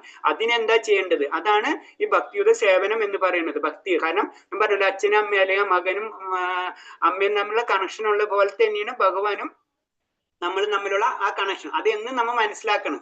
അത് പതുക്കെ നമുക്ക് മനസ്സിലാക്കാൻ പറ്റുള്ളൂ. അതിപ്പോ പറഞ്ഞ പോലെ തന്നെ ഒരാൾ കൃഷ്ണനിൽ ആസക്തനും മറ്റയാൾ കൃഷ്ണൻ സ്വന്തം കർമ്മങ്ങളിൽ ആസക്തനാണ്. അതിന് പറഞ്ഞത് ഒരു ഭൗതികവാദി എന്ന് പറഞ്ഞത് കർമ്മങ്ങളിലാണ് ആസക്തനായിട്ടുള്ളത്. അതാണ് അതിനുള്ള ഡിഫറൻസ്. കൃഷ്ണൻ ഭക്തനെ സംബന്ധിച്ച് കൃഷ്ണനിൽ ആസക്തി. നമുക്ക് ആസക്തി ഇല്ലെങ്കിൽ നമ്മൾ ആസക്തി വളർത്തിയെടുക്കണം. അതാണ് ഭക്തിയുദ്ധ സേവനം. അതാണ് ഭക്തി പ്രാക്ടീസ് എന്ന് പറയുന്നത്. കൃഷ്ണബോധ പ്രവർത്തനങ്ങൾക്ക് നിരവേഷ തലത്തിലാണ്. അതീന്ദ്രിയങ്ങളായ അവയ്ക്ക് ഭൗതിക ബലങ്ങളില്ല. അതാണ് നമ്മളെല്ലാ പ്രവർത്തനവും നമ്മൾ ഇൻഡയറക്റ്റ് ആയിട്ട് നമ്മൾ ഭഗവാൻ ഇപ്പൊ പൂജ ചെയ്യുന്നുണ്ട്. നമുക്ക് അതിൽ നിന്ന് വല്ലതും ലഭിക്കുന്നുണ്ടോ? ഇല്ല. ഭൗതികമായിട്ടൊന്നും ലഭിക്കുന്നില്ല. പക്ഷെ നമുക്ക് ലഭിക്കുന്നത് എന്താണ്? അല്ലാതെ അതീന്ദ്രിയമായിട്ടാണ്. പക്ഷെ ഭൗതികമായിട്ടുള്ള എന്തെങ്കിലും കാര്യം ചെയ്ത് നമ്മൾ എന്തൊരു കാര്യം ചെയ്താലും അതിന്റെ ഒരു ഔട്ട്പുട്ട് കിട്ടണം. നമ്മുടെ വീട് ഉണ്ടാക്കണം, അതിന് സിമെന്റ് മണ്ണും തേച്ച് നമ്മൾ ബിൽഡിംഗ് ഉണ്ടാക്കാൻ പറ്റും. അതിനൊരു ഔട്ട്പുട്ട് കിട്ടണം. അതിന് ഭൗതികമായിട്ടുള്ള. ആത്മീയതയിലെങ്കിലോ നമുക്കൊന്നും ലഭിക്കുന്നില്ല, പക്ഷെ നമുക്ക് അതിനെയും കൂടി ലഭിക്കുന്നുണ്ട്. അതാണ് അതീന്ദ്രിയ തലം എന്ന് അതിന് പറയുന്നത്. കൃഷ്ണബോധം മനുഷ്യന് പൂർണ്ണ ശാന്തി നൽകുന്നു. അല്ല, നമുക്കറിയാതാണ് ആ ശാന്തി എന്ന് പറയുന്നത് എന്താണ്? അതീന്ദ്രിയമായിട്ടുള്ള കാര്യങ്ങൾ എന്ന്. അതിന് നമ്മൾ എല്ലാ മന്ത്രങ്ങളിലെ പല മന്ത്രങ്ങളെ ശാന്തി ആ ശാന്തിന് ശരിക്കും കൃഷ്ണബോധ അതീന്ദ്രിയത്തിൽ നമുക്ക് കിട്ടുന്നത് ആ ശാന്തി എന്ന് പറഞ്ഞു കഴിഞ്ഞാൽ അൾട്ടിമേറ്റ് ആനന്ദമാണ് നമുക്ക് ലഭിക്കുന്നത്. ആനന്ദത്തിൽ ആ ആനന്ദത്തിന്റെ ആ പരിപൂർണ അവസ്ഥയിലേക്ക് നമ്മൾ കടക്കാണ് ചെയ്യുന്നത്. കൃഷ്ണൻ ഒഴികെ മറ്റൊന്നിനും നിലനിൽപ്പില്ല എന്ന സാക്ഷാത്കാരമാണ് ശാന്തിയുടെയും നിർഭയത്തിന്റെയും തലം. ഇതാണ് കൃഷ്ണബോധത്തിന്റെ രഹസ്യം. അപ്പൊ എന്താണ്? കൃഷ്ണൻ ഒഴികെ മറ്റൊന്നിനും നിലനിൽപ്പില്ല. ഭഗവാൻ മാത്രമാണ് ശാശ്വതമായിട്ടുള്ളത്, പിന്നൊന്നും ശാശ്വതമല്ല. അത് നമ്മൾ മനസ്സിലാക്കി കഴിഞ്ഞാൽ അതാണ് അത്. അപ്പൊ എന്താണ്? ഭഗവാൻ എല്ലാത്തിനും ഭഗവാന്റെ സപ്പോർട്ട് എനിക്ക് ഉണ്ടാവും. ആ ഒരു കാരണം ഭഗവാന്റെ അംശമാണ് ഞാൻ അല്ലെ. അമ്മ മകനും തമ്മിൽ മകൻ എപ്പോഴും അമ്മയുടെ സപ്പോർട്ട് ഏത് സമയത്ത് ഉണ്ടാവും എന്ന് പറഞ്ഞ പോലെ തന്നെ നമുക്ക് ഭഗവാന്റെ സപ്പോർട്ട് ഏത് സമയത്ത് ഉണ്ടാവും എന്നുള്ള ഒരു വിശ്വാസം ആദ്യം നമ്മൾ ഡെവലപ്പ് ചെയ്തെടുക്കണം. അതാണ് ഇതിൽ പറയുന്നത്. ഈ ഒരു ശ്ലോകം വായിച്ചു നിർത്താം നമുക്ക്. സർവകർമാണി മനസാ സന്യാസസ്ത് സുഖം വശീനവതാരപുരം ദേഹി നൈവ കുർവന്ന കാരയൻ.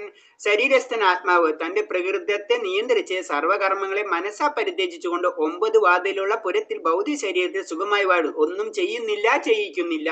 ഇതാണ് വളരെ ഇമ്പോർട്ടന്റ് ആയിട്ടാണ്. ആത്മാവ് ഒന്നും ചെയ്യുന്നില്ല, ചെയ്യിക്കുന്നില്ല. പ്രഭുജി 4 മണി ക്ലാസ് ഉണ്ട്. പ്രഭുജി അടുത്ത ക്ലാസ് കഴിഞ്ഞു വിചാരിച്ചു. ഓക്കെ, അപ്പൊ ഇന്നത്തെ ബേസിക് ആയിട്ട് ഇത്രേ ഉള്ളൂ. 2 കമ്പാരിസനാണ് തന്നിട്ടുള്ളത്. മായാവാദികളും അതേപോലെ തന്നെ നമ്മളെ വൈഷ്ണവ സന്യാസം നമ്മളുടെ ഡിഫറൻസ് ആണ്. അത് നമുക്ക് മനസ്സിലായി. കാരണം അവര് വിരക്തിയാണ്, നമ്മള് ആസക്തിയാണ്. അതാണ് അതിന്റെ പോയിന്റ്സ്. ശരി, അപ്പൊ നമുക്ക് നിർത്താം.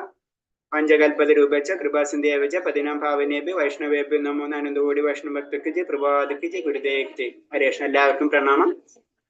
നിർത്താം. ഹരേ കൃഷ്ണ. ഹരേ കൃഷ്ണ. ഞാനും മാതാജിനൊന്നും ചെയ്തിട്ട് ഹോസ്റ്റ് ആയിക്കോട്ടെ.